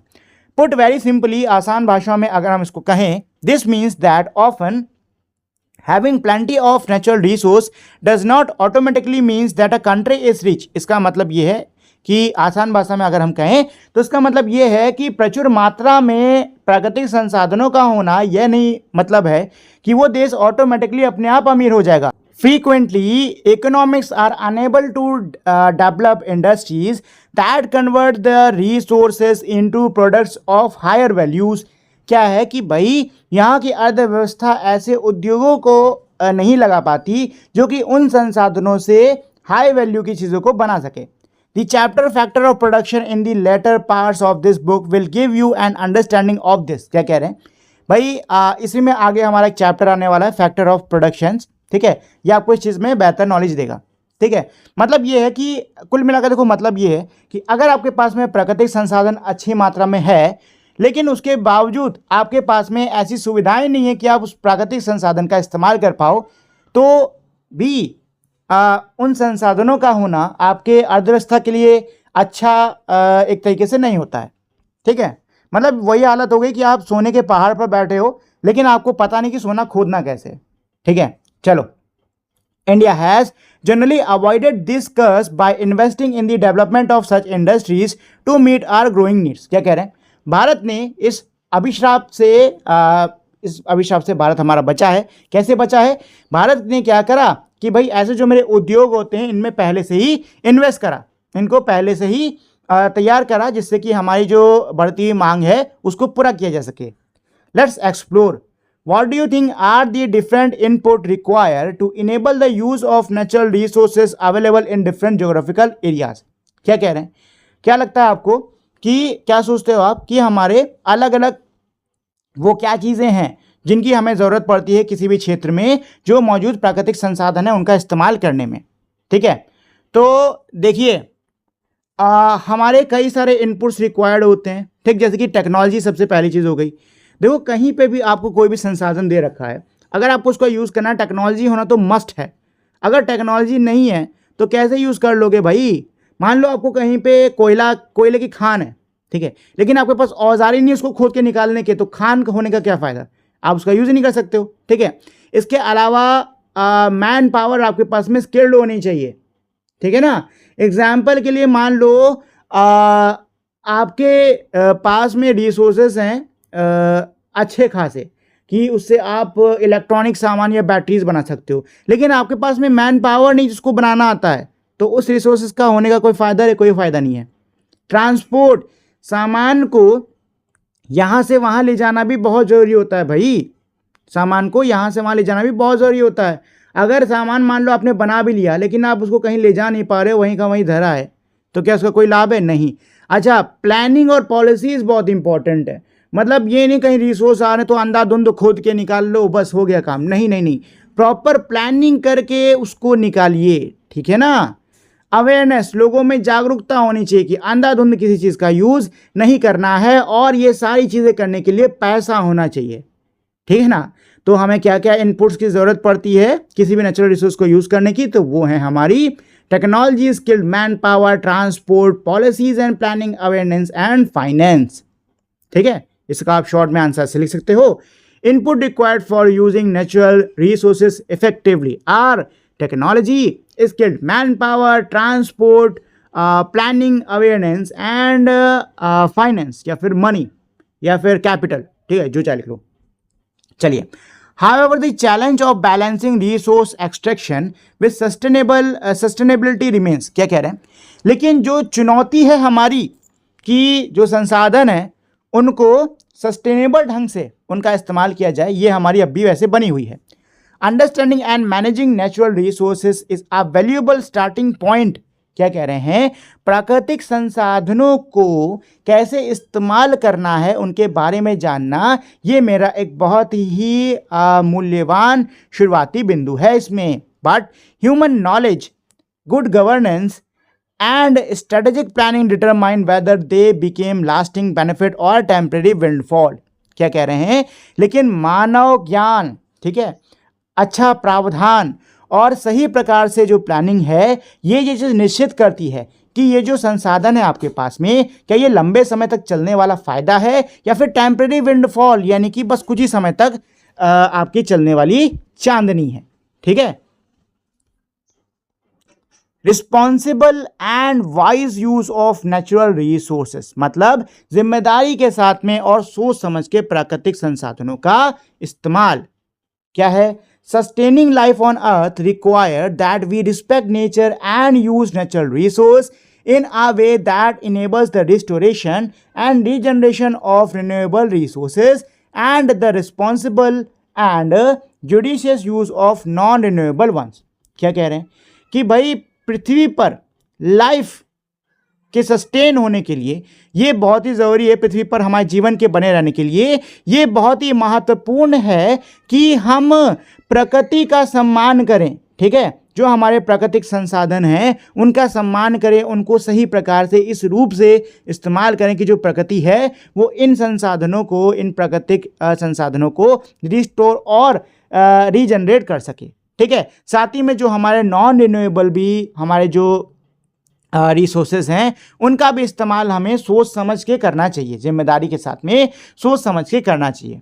ठीक है, scientist study these aspect have warned that the irresponsible treatment of natural resources has led to pollution, biodiversity loss and climate change which has been taking place at an increased pace in recent years। क्या कह रहे हैं, जो वैज्ञानिक हैं जो कि इस पहलू पर स्टडी करते हैं कि सही से प्राकृतिक संसाधनों का इस्तेमाल हो रहा है कि नहीं हो रहा है, जो इस पहलू पर स्टडी करते हैं उन्होंने हमको वार्न करा है, हम लोग को सचेत करा है कि भाई अभी हाल ही के वर्षों में जो प्राकृतिक संसाधन हैं इनका इस्तेमाल बहुत ही गैर जिम्मेदाराना तरीके से किया जा रहा है, जिसकी वजह से प्रदूषण में बढ़ोतरी हो रही है, जो बायोडाइवर्सिटी है उसका लॉस हो रहा है, जलवायु में बहुत तेज़ी से परिवर्तन आ रहा है और ये चीज़ें अभी हाल ही के वर्ष में कुछ ज़्यादा ही तेज़ी से देखी गई हैं। Restoration and regeneration of natural resources. Here are two examples of how we are pushing the use of natural resource beyond their capacity to regenerate. क्या कह रहे हैं?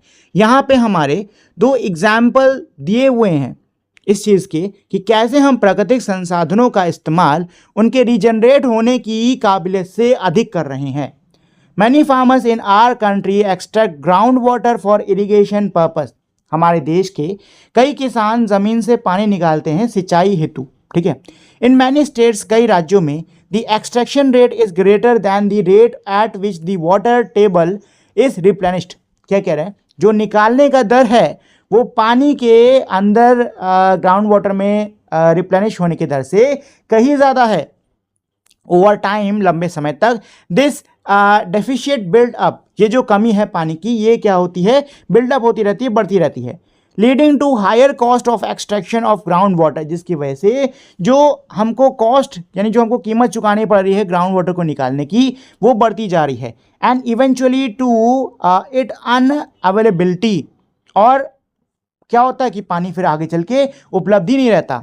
It has been predicted that many of our growing cities will run out of groundwater soon. ये अंदाज़ा लगाया गया है कि जल्द ही हमारे जो कई सारी बढ़ती हुई शहर हैं वो जल्द ही उनमें ग्राउंड वाटर जो है वो क्या होगा, ख़त्म हो जाएगा। Initiatives to raise groundwater level has been launched to remedy this. कई सारे कदम उठाए गए हैं जो हमारे ग्राउंड वाटर है इसके लेवल को सही करने के लिए, ठीक है, इस समस्या को सही करने के लिए कई सारे कदम उठाए गए हैं। Traditional practices of water harvesting, rejuvenation of ponds and tanks, cutting down on wasteful consumption of water, processing and reusing water are some of the strategic attempts.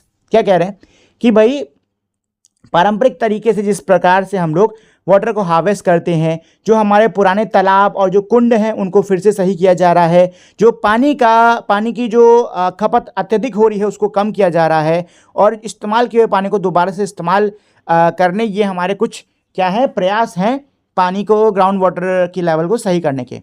Similarly इसी प्रकार से the improper use of chemical fertilisers and pesticides has led to soil degradation. इसी प्रकार से जो chemical fertilisers हैं, जो chemical pesticides हैं, इनके बहुत ज़्यादा इस्तेमाल की वजह से जो मिट्टी है उसकी क्वालिटी क्या हो गई, घट गई है। Traditional farming practices considered soil to be the part of mother earth. जो हमारी पारंपरिक खेती बाड़ी के जो हमारे प्रैक्टिसेस हैं ये मिट्टी को हमारी पृथ्वी माँ का हिस्सा इनमें माना जाता था। Practices like the use of cow dung and other natural fertilisers, mulching, multi cropping and so on enable holistic soil management. क्या कह रहे हैं कि भाई हमारे गाय के गोबर का या दूसरे जो प्राकृतिक हमारे फर्टिलाइजर्स हैं, प्राकृतिक हमारी जो खाद है उसका इस्तेमाल, मल्टी क्रॉपिंग, अलग अलग फसलों को लगाना, ये कह सकते हो हमारे मिट्टी को मैनेज करने का बहुत ही अच्छा तरीका था। We must learn from these practices, हमें इन प्रैक्टिसेस से सीखना होगा and apply them in our current situation, और अभी के हमारी जो परिस्थिति है उसमें हमें इनका इस्तेमाल करना होगा टू प्रिवेंट फर्दर डिग्रेडेशन, जिससे जो मिट्टी है वो और ज़्यादा उसको नुकसान ना हो। We need to replenish and rejuvenate our soil, हमें अपनी मिट्टी को रिप्लेनिश करना है, हमें मिट्टी को हमें दोबारा से भरना है, उसको पुनर्जीवित हमें क्या है करना है, ठीक है, करने की ज़रूरत है। Over exploitation of ground water caselet from Punjab. देखो ग्राउंड वाटर जो ज़मीन के अंदर का पानी होता है उसका ओवर एक्सप्लॉयटेशन यानी हद से ज़्यादा इस्तेमाल यहाँ पे पंजाब के एक एग्जाम्पल से दिया हुआ है, ठीक है। A crisis has unfolded in the fertile plain of Punjab where groundwater resources has been severely depleted. क्या कह रहे हैं कि पंजाब के जो उपजाऊ मैदानी क्षेत्र हैं वहां पे एक क्राइसिस यानी कि एक आपदा आ गई है। आपदा क्या है कि जो ग्राउंड वाटर है, हमारा ग्राउंड वाटर जो है ये हमारा बहुत बुरी तरीके से खत्म हो चुका है। Punjab was the home of green revolution that fed a large proportion of our population and contributed to India becoming self sufficient in food. क्या कह रहे हैं कि जो पंजाब है ये ग्रीन रेवोल्यूशन यानी हरित क्रांति का घर था। यहीं से हरित क्रांति शुरू हुई थी जिसने भारत के बहुत बड़ी जनसंख्या का पेट भरा। ठीक है, साथ में भारत को सेल्फ सफिशिएंट बनाया खाने में, मतलब खाने के लिए भारत आत्मनिर्भर बना इसी पंजाब की वजह से। Today the same state face issues of sustainability. आज वही राज्य जिसने भारत के लिए इतना कुछ करा उसको सस्टेनेबिलिटी में दिक्कत हो रही है। Nature has been exploited beyond regeneration. यहाँ पे प्रकृति का शोषण रीजनरेशन के मतलब इतना ज़्यादा कर दिया गया है कि प्रकृति अब खुद को सही भी नहीं कर पा रही है। एटलीस्ट इन शॉर्ट टर्म, मतलब शॉर्ट टर्म की बात करें तो अभी तो ये समस्या हमारे सामने आ गई है।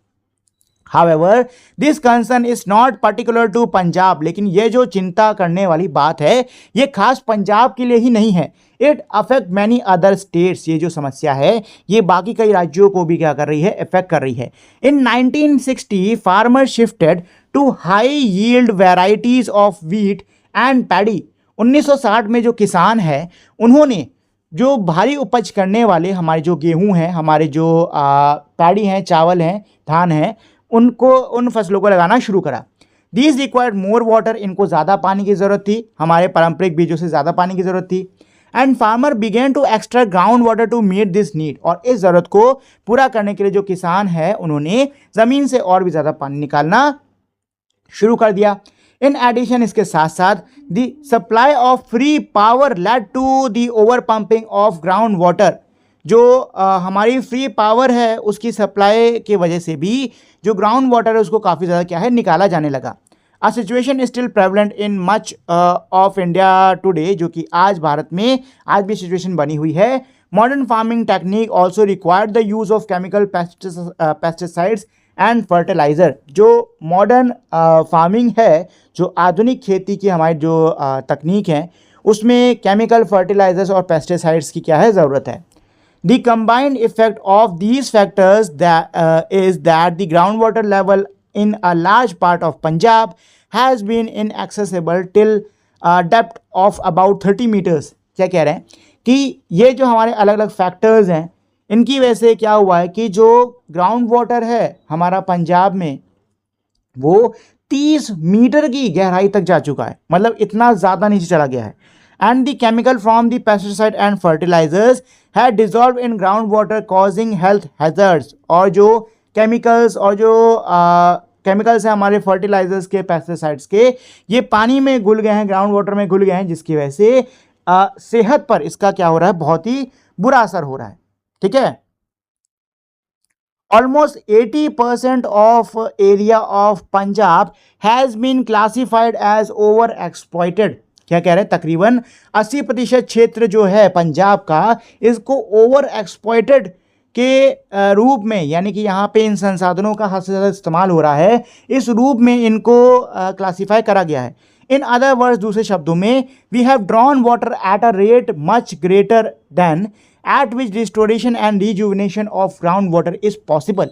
दूसरे शब्दों में पानी इस हद से निकाला गया है, इतनी ज़्यादा हद से निकाला गया है कि ज़मीन के अंदर जो पानी है वो फिर से उसमें जान नहीं आ पा रही, मतलब वो फिर से रिस्टोर नहीं हो पा रहा, और हम बहुत तेज़ी से पानी को निकालने पड़े हैं, मतलब निकालने में लगे पड़े हैं। We can see that food security was ensured for the short term but the long term consequence will take time and efforts to heal. क्या कह रहे हैं कि भाई जो फूड सिक्योरिटी है हमारी शॉर्ट टर्म की वो तो सुनिश्चित हो गई है, लेकिन लॉन्ग टर्म के जो कॉन्सिक्वेंसेस हैं उनको थोड़ा टाइम लगेगा और थोड़ा प्रयास लगेगा हील करने में। ठीक है, तो यहाँ पे आप देख सकते हो एक मैप दिया है हमारे पंजाब के जो मतलब पानी कितना गहरा हो गया ना उससे रिलेटेड। ठीक है, देखो यहाँ पे दिया हुआ है कितना मीटर चला गया है। ठीक, जो रेड वाला है ना यहाँ पे पानी जो है ये 40 मीटर से भी ज़्यादा अंदर चला गया है। तो यहाँ पे आप देख सकते हो 40 मीटर से भी ज़्यादा अंदर जा चुका है। ठीक है, कलर के हिसाब से आप देख सकते हो।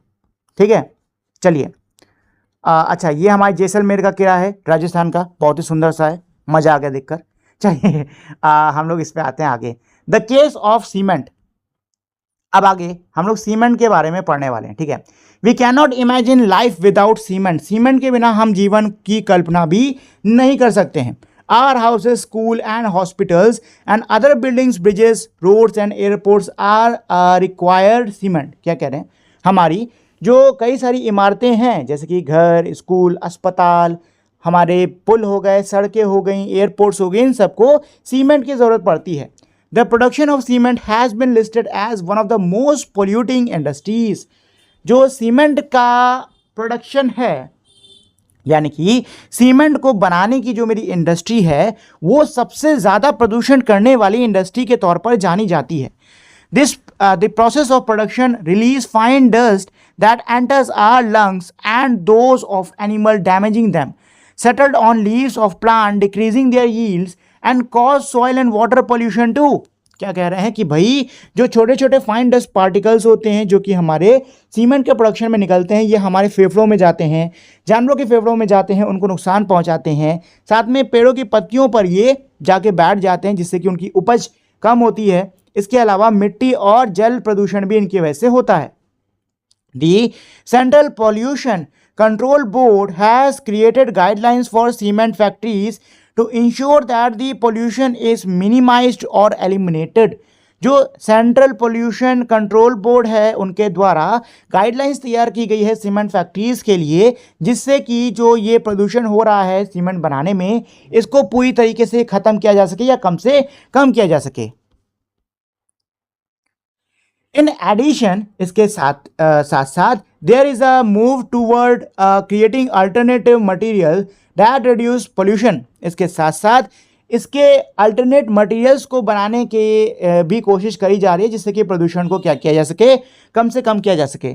These include the use of traditional material like stone and mud, new plant based materials and recycled material from waste plastics. क्या कह रहे हैं, इसमें हमारे कौन से मटेरियल शामिल है, हमारे जो पारंपरिक जो हमारे मटेरियल्स हैं, जैसे कि पत्थर हो गए, मिट्टी हो गई, ये शामिल है।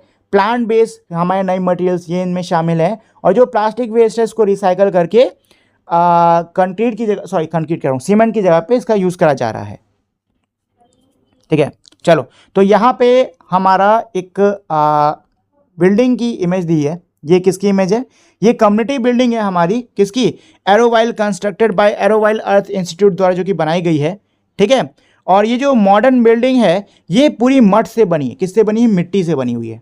ठीक है, चलिए, traditional materials and method are being combined with modern technology advances to create new materials that are sustainable. The process of production is less polluting, provide local employment and is designed keeping in mind the climate of the place. देखो क्या कह रहे हैं कि जो पारंपरिक materials हैं हमारे, उसको मॉडर्न टेक्नोलॉजीज़ के साथ में आधुनिक हमारे जो विज्ञान है, आधुनिक हमारी जो तकनीकें हैं, इनके साथ में इसको मिलाया जा रहा है, ताकि हमारे और भी एडवांस मटेरियल्स को बनाया जा सके जो कि हमारे सस्टेनेबल हैं।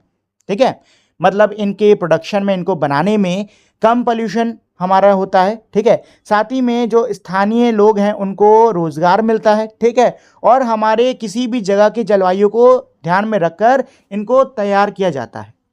ठीक है दोस्तों, चलिए, Vriksha-Ayurveda is an ancient Indian botanical science that focus on the study and the care of plant and trees. तो यहाँ पे हमारा एक आर्टिकल दिया हुआ है। ठीक है, इसको पढ़ लेते हैं, देन हम लोग हमारे चैप्टर पे कंटिन्यू करेंगे। ठीक है, तो यहाँ पे दोस्तों वृक्ष आयुर्वेदा की बात की गई है। तो वृक्ष आयुर्वेदा क्या होता है, ये हमारे भारत के प्राचीन बॉटनिकल साइंस किसको बोलते हैं, ये साइंस की वो ब्रांच है जो कि प्लांट्स और ट्रीज की स्टडी करती है, उनके ध्यान देती है। ठीक है, तो वृक्ष आयुर्वेद हमारी ये एक प्राचीन भारतीय बॉटनिकल साइंस है जो कि हमारे पेड़ पौधों के ध्यान और उन पे स्टडी पर फोकस करती है। The term comes from Sanskrit, ये जो टर्म है, नाम इसका संस्कृत से आया है, जिसमें वृक्ष का मतलब होता है पेड़ और आयुर्वेद का मतलब होता है साइंस, किसकी, जीवन की। ठीक है, जीवन का विज्ञान। हाँ, This traditional knowledge system dates back to several millennia and was formalized in texts such as Shrupalas, Vriksha Ayurveda around the 10th century CE. क्या कह रहे हैं? ये जो पारंपरिक हमारा ज्ञान है ये हमारे कई हजार साल पुराना है, ठीक है। और शुरुपाल जी के वृक्ष आयुर्वेद के अंदर इसको हमें ये देखने को मिलता है, ठीक है। और ये इन्होंने 10 सेंचुरी सी में इसका कह सकते हैं इसको इन्होंने तैयार किया था, इसको इन्होंने बनाया था, ठीक है। It has elaborate recommendation on the specific plant to be grown on different soil types and provide integrated method for seed collection, preservation and pre-planting treatment. क्या कह रहे हैं? Pre-planting treatment क्या कह रहे हैं कि इसके अंदर क्या दिया हुआ है कि किस भूमि पर किस प्रकार की मिट्टी, यानी अलग अलग प्रकार की मिट्टी पे कौन कौन से पौधों को खास तौर पे उगाया जाना चाहिए, ठीक है। इनके बीजों को कैसे इकट्ठा करना है, उसको प्रिजर्व कैसे करना है, उसको बचा कैसे रखना है, और पेड़ पौधों से पहले आपको क्या ट्रीटमेंट करनी है, ये सब इसके अंदर दिया हुआ है। Irrigation techniques are elaborately describe, इसके अंदर सिंचाई की जो अलग अलग तकनीक हैं उनको बहुत ही डिटेल में बताया गया है। With recommendation various according to plant species, अलग अलग पौधों की स्पीशीज़ के हिसाब से इसको बताया गया है, उनकी ग्रोथ स्टेज के हिसाब से, मौसम के कंडीशन के हिसाब से, मतलब अलग अलग तरीके से इसमें हर चीज़ बताई हुई है। It specifies pest management strategies through natural repellents and plant that should be grown together। इसके अंदर जो कीट मैनेजमेंट, मतलब जो कीड़ों की जो मैनेजमेंट है, कीड़ों को भगाने का जो ये काम है, उसके लिए जो प्राकृतिक रेपेलेंट हैं, मतलब प्राकृतिक जो चीज़ें जिससे कि कीट हमारे भागेंगे उनका इस्तेमाल, और साथ में कौन से पौधों को साथ उगाना चाहिए जिसकी वजह से कीट ना लगे, इन सब के बारे में बताया गया है।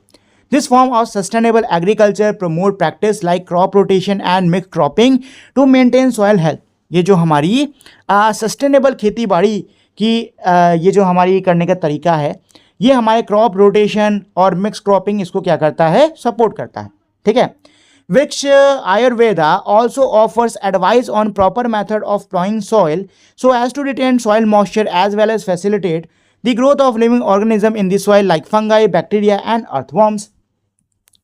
क्या कह रहे हैं कि भाई ये जो है हमारा वृक्ष आयुर्वेद, ये हमको किस प्रकार से सही प्रकार से जोतना है हमारी मिट्टी को, ये इसका भी प्रॉपर मेथड हमको ये देता है, जिससे कि मिट्टी के अंदर सही मात्रा में नमी रहे, ठीक है।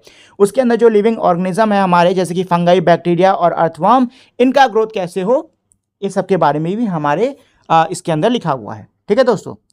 चलिए, तो अब हम लोग केस लेट ऑफ सिक्किम पर आए। मतलब अब हम लोग, अभी हम लोगों ने पंजाब का एग्जाम्पल देखा इससे पहले, अब हम लोग यहाँ पे सिक्किम का एग्जाम्पल देखेंगे, ठीक है। चलिए, Pema's family farm in Sikkim faces declining yield and mounting डेप्थ फ्रॉम एक्सपेंसिव केमिकल इनपुट्स। क्या कह रहे हैं कि पेमा का जो परिवार है सिक्किम में, इनको घटती हुई उपज का सामना करना पड़ रहा है, साथ ही में जो बढ़ता हुआ ऋण है, महंगे केमिकल फर्टिलाइजर्स, महंगे केमिकल इनपुट्स का यूज़ करते हैं, जो इनके बढ़ता हुआ ऋण है इसका इनको सामना करना पड़ रहा है।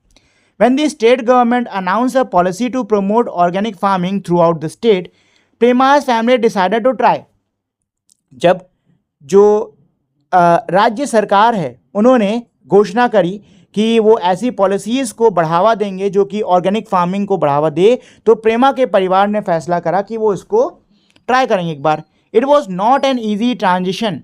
Initially, the yield dropped as the soil was recovering from years of chemical use। क्या कह रहे हैं कि भाई ये ट्रांजिशन केमिकल खेती बाड़ी से, मतलब जो हमारी कह सकते हो केमिकल डाल के जो खेती बाड़ी है, उससे ऑर्गेनिक फार्मिंग में आने का ये जो ट्रांजिशन है ये आसान नहीं था। शुरुआत में उपज जो है वो नीचे गई है, क्योंकि भाई केमिकल के यूजेस की वजह से जो मिट्टी की जो उपज, जो मतलब मिट्टी की जो उपज खराब हुई, जो क्वालिटी खराब हुई है, उसको रिकवर होने में टाइम लगा था, ठीक है। The family switch to compost, prepared natural pest repellent using neem and garlic and started growing multiple crops across the year। जो परिवार है इन्होंने कंपोस्ट का यूज़ करना शुरू करा। कंपोस्ट क्या होता है, जो हमारी नेचुरल खाद होती है ना, उसको कंपोस्ट बोलते हैं, ठीक है। तो इन्होंने कंपोस्ट का यूज़ करा, ये प्राकृतिक कीड़ों को भगाने का उपाय इन्होंने तैयार करा, जैसे नीम और लहसुन से इसको इन्होंने तैयार करा, ठीक है। और अलग अलग फसलों को इन्होंने साल भर में उगाना शुरू करा। आफ्टर अबाउट 5 years, 5 वर्ष बाद, प्रेमास फार्म वॉज थ्राइविंग। प्रेमा का जो खेत था अब वो थ्राइव था, मतलब प्रेमा का जो खेत है वो फल फूल रहा है बढ़िया से। She was able to sell her cardamom, ginger and traditional vegetables at premium prices. अब वो अपने कार्डमम, जिंजर और जो ट्रेडिशनल वेजिटेबल्स हैं, कार्डमम किसको बोलते हैं, जो हमारी इलायची होती है उसको, ठीक है, जिंजर, अदरक और जो पारंपरिक सब्जियां हैं उसको वो प्रीमियम यानी अच्छे कीमतों पर बेच पाई। इन 2016 में Sikkim become a 100% organic state with all its farm land certified organic. Sikkim जो है वो 2016 में 100% ऑर्गेनिक स्टेट बन जाता है, मतलब इस राज्य के सभी जो खेत हैं उनमें ऑर्गेनिक तरीके से खेतीबाड़ी शुरू कर दी जाती है, ऑर्गेनिक तरीके से खेतीबाड़ी होने लग रही है। The effect of transformational local biodiversity flourished with beneficial insects and bird returning. Tourism increased as the visitor come to see the organic farming model and farmers incomes grew by 20% on average. क्या कह रहे हैं कि इससे बहुत ज़्यादा फायदे हुए, ठीक है। जो लोकल बायोडाइवर्सिटी थी वो फिर से फली फूली, ठीक है। जो हमारे अच्छे कीट थे, अच्छे जो चिड़ियाएँ थी वो यहाँ पर वापस लौटी। टूरिज़्म बढ़ा, ठीक है, टूरिज़्म बढ़ा, बाहर से लोग आने लग गए इनकी इस ऑर्गेनिक फार्मिंग मॉडल को देखने के लिए। और जो किसानों की जो इनकम है, जो आय है, वो तकरीबन 20% से औसतन से बढ़ी। Today Sikkim serves as a global model demonstrating that an entire region can successfully transition to sustainable agriculture practices while improving both ecological and economic outcomes. क्या कह रहे हैं, आज जो सिक्किम है वो हमारा एक बहुत ही अच्छा उदाहरण के रूप में पूरी दुनिया के सामने प्रस्तुत है कि किस प्रकार से पूरे जो क्षेत्र है वो किस प्रकार से सस्टेनेबल एग्रीकल्चर प्रैक्टिसेस की तरफ शिफ्ट हो सकता है, और जो इकोलॉजिकल और जो इकोनॉमिक आउटकम्स हैं इससे वो कितने अच्छे होते हैं, ठीक है। चलिए, responsible and judicious use of resources. In the case of non renewable, we need to ensure that we use the resource so that they can last long enough for humanity to find more sustainable alternatives. क्या कह रहे हैं कि भाई non renewable resources के case में ये सुनिश्चित करना बहुत ज़रूरी है कि हम संसाधनों का सही से इस्तेमाल करें ताकि ये संसाधन लंबे समय तक रहें, ताकि हमारे पास में मौका हो, समय हो कि हम इनके और सस्टेनेबल अल्टरनेटिव्स को ढूंढ सकें। उदाहरण के लिए we need to make this switch to renewable sources of energy for as many purpose as we can. क्या कह रहे हैं, उदाहरण के लिए हमें ऊर्जा के लिए रिन्यूएबल जो सोर्सेज हैं एनर्जी के उन पर शिफ्ट करना होगा, जितने ज़्यादा हमारे पर्पस हो सकते हैं उसके लिए, मतलब जितना हो सकता है उतना हमें रिन्यूएबल सोर्स ऑफ एनर्जी पे शिफ्ट करने की ज़रूरत है, ठीक है। अच्छा, ये एक सोलर प्लांट लगाया गया है भारत राजस्थान के अंदर, ठीक है। ये उसकी सैटेलाइट इमेज है। ये जो पूरा आपको दिख रहा है ना, ये पूरी जगह सोलर पैनल से घिरी हुई है, ठीक है ना।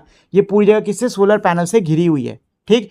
It can generate enough electricity to power about 50% of current need of Rajasthan. ये राजस्थान में है और राजस्थान की बिजली की जो मांग है उसके 15% को पूरा करने में ये सक्षम है, ठीक है ना। और ये आप देख सकते हो, ये हमारा एक सोलर फार्म है जो कि कर्नाटक में आपको रायचूर में मिलेगा, ठीक है। रायचूर के पास में है, ये कर्नाटक के अंदर है ये, ठीक है। चलिए, तो यहाँ पर पहले एक आर्टिकल इसको पढ़ लेते हैं, देन इसके बाद में हम लोग उस पे चैप्टर पर चलेंगे, ठीक है। चलिए, the international solar alliance, India's leadership in renewable energy. India and France launched the International Alliance of Solar Energy IASE in 2015, a coalition of sunshine-rich countries committed to harnessing solar power। क्या कह रहे हैं कि भारत और France ने 2015 में international alliance of solar energy को launch करा, जिसका शॉर्ट फॉर्म है IASE। ये क्या था, ये संगठन था, समूह था उन देशों का जहाँ पे सूरज की जो रोशनी है वो खूब अच्छी मात्रा में मिलती है, ठीक है। और ये सोलर पावर जो है, ये जो सूरज की रोशनी है, इसको हार्नेस करना इनका क्या है, गोल है। The alliance focus on countries blessed with abundant sunlight through out the year. ये जो अलायंस है ये उन देशों पर फोकस है जहां पर साल भर में अच्छी मात्रा में सूरज की किरणें रहती हैं। India has helped channel billions of dollars into solar projects across developing nations, sharing technical expertise and creating affordable financial options। जो भारत है इसने कई बिलियंस ऑफ डॉलर्स जो हैं वो लगाए हैं कई अलग अलग विकसित हो रहे देशों के अंदर इन सोलर प्रोजेक्ट्स को बेहतर करने के लिए। साथ में अपनी जो टेक्निकल एक्सपर्टीज़ हैं ये भी इन्होंने इन देशों के साथ में बांटी हैं और अफोर्डेबल फाइनेंशियल ऑप्शंस भी प्रोवाइड कराए हैं ताकि ये जो देश हैं ये सोलर पावर पे शिफ्ट कर सकें। द बदला solar park is the symbol of India solar ambition. जो बदला सोलर पार्क है ये भारत के सौर एम्बिशन का एक क्या है, सिंबल है। ठीक है, demonstrating how a country can transition from traditional energy sources to renewable alternative, जो कि एक उदाहरण है कि कैसे कोई भी जो देश है वो हमारे पारंपरिक ऊर्जा के स्रोतों से कैसे रिन्यूएबल स्रोतों पर जा सकता है। For Indians, this alliance represent both environmental responsibility and economic opportunity।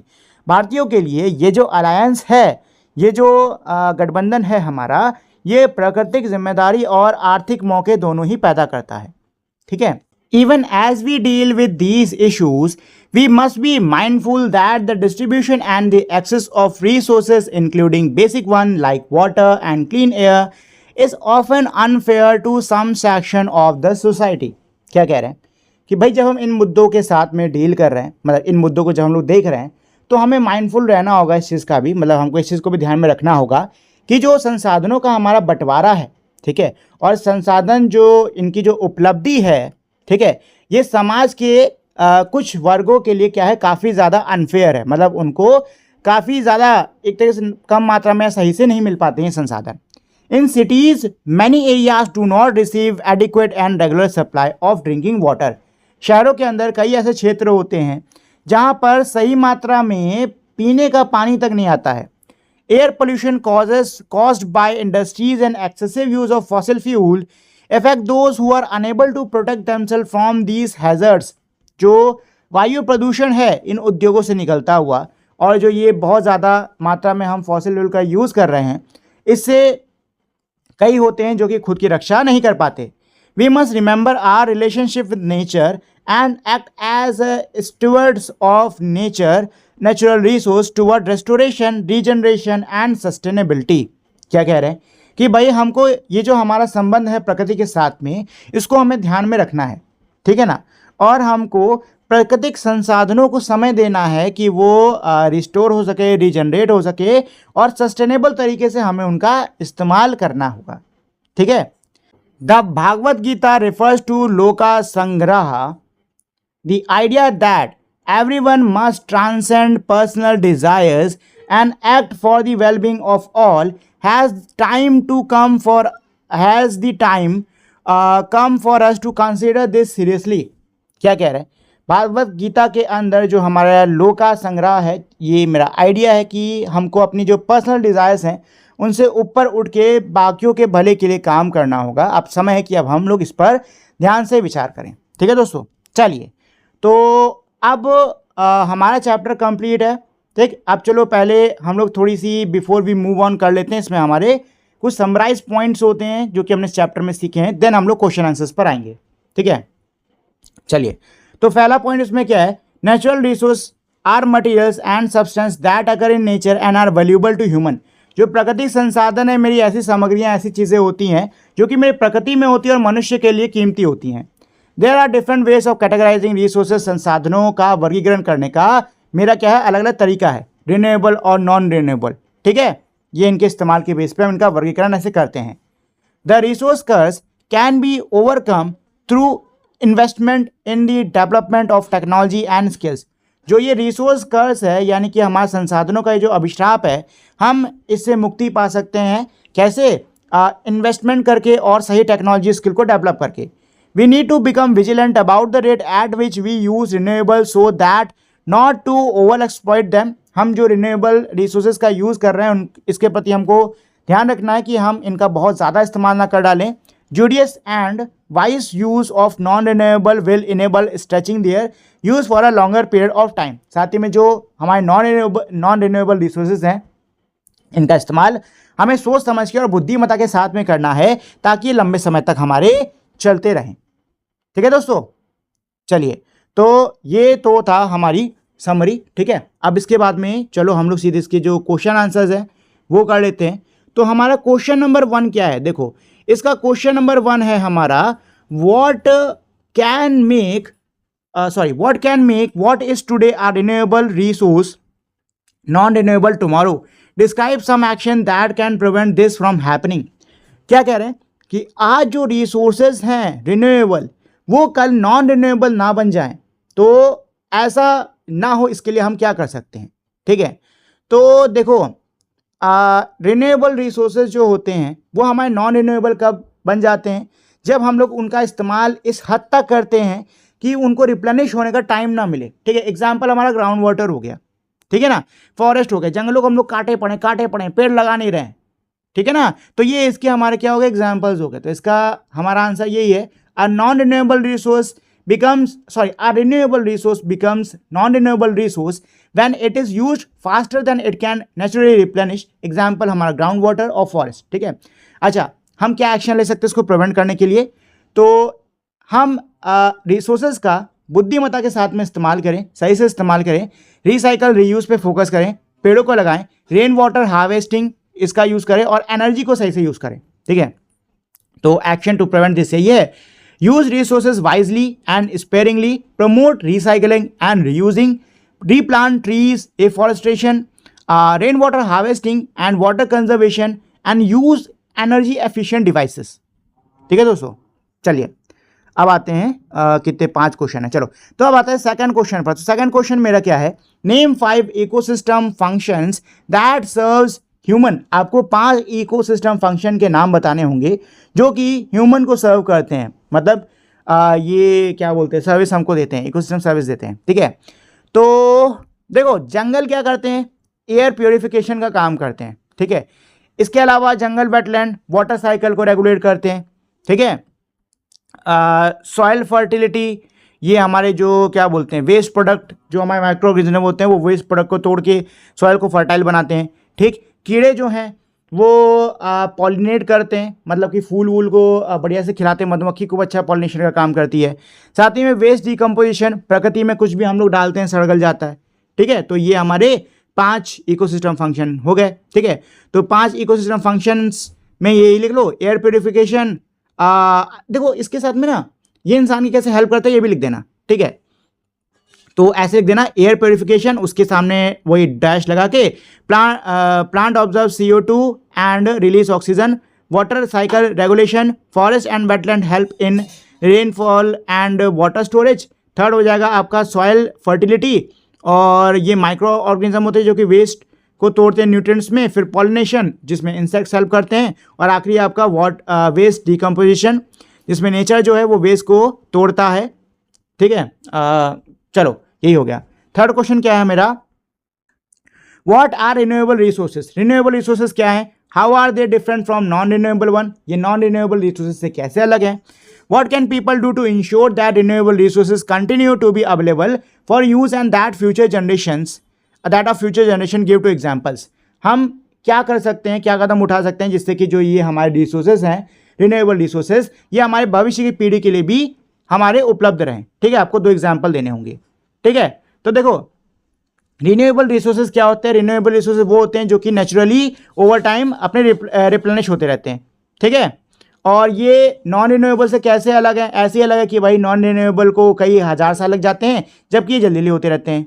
ठीक है, अच्छा ये भविष्य में भी हमारे बने रहे तो इसके लिए हम क्या कर सकते हैं, इसके लिए हम इन रिसोर्सेज का ध्यान से इस्तेमाल कर सकते हैं। ठीक है, जैसे कि पानी को सही से लगाओ, पेड़ ज़्यादा लगाओ, सोलर विंड एनर्जी पे शिफ्ट हो। ठीक, एग्जाम्पल में 2 एग्जाम्पल है ना, तो यही लिख सकते हो, use biogas instead of LPG और रेन वाटर हार्वेस्टिंग। ठीक है, ये 2 लिख लो। ठीक, तो ये आपका इसका आंसर हो जाएगा। चलिए फोर्थ वाले पर आते हैं। फोर्थ मेरा क्या है, identify cultural practices in your home and neighbourhood that points the mindfulness in the use of natural resources. क्या कह रहे हैं, जो आपके कल्चरल प्रैक्टिस हैं आपके घर और आपके पड़ोस में, जो कि हमारे नेचुरल रिसोर्सेज के सही इस्तेमाल को पॉइंट आउट करते हैं, उसके बारे में आपको बताना है। ठीक है, तो देखो मेरे घर में क्या होता है कि जो भी फल सब्जी काटने के बाद में जो छिक्कल बचता है ना, उसको हम लोग क्या करते हैं, उसको हम लोग डाल देते हैं पेड़ पौधों में ताकि उनकी खाद बन जाए। ठीक है, पुराने कपड़ों को फेंकते नहीं है, उससे पोछा बना लेते हैं। ठीक है, मटके के अंदर वो लगा लेते हैं, पेड़ पौधे लगा लेते हैं, उनका गमला बना लेते हैं। ठीक है, मतलब जो क्या बोलते हैं, खाने को मतलब खाना सोच समझ के बनाते हैं कि भाई इतना ही यूज़ हो, इससे ज़्यादा ना यूज़ हो। ठीक है, और कहीं बाहर सामान ले जाते तो कपड़े के थैलों का यूज़ करते हैं। ठीक है, तो देखो ये तो मैंने अपने घर का बताया, अगर आप लोग चाहो तो कुछ पॉइंट्स को चेंज कर सकते हो।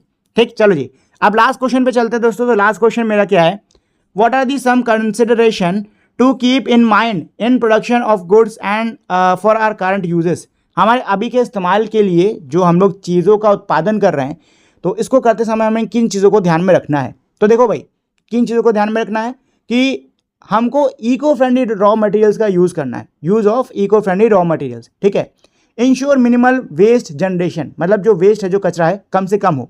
ठीक है, बायोडिग्रेडेबल और रिसाइकलेबल हमको प्रोडक्ट्स को बनाना है। ठीक है, जो एनर्जी है हमको रिन्यूएबल एनर्जी का यूज़ करना है। ठीक है,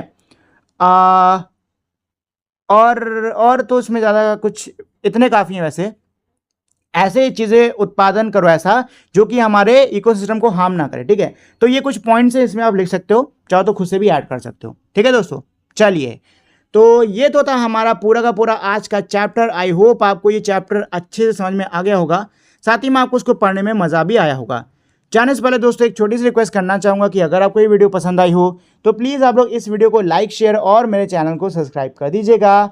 तो अब हम लोग मिलेंगे हमारी अगली वीडियो में, तब तक के लिए नमस्कार।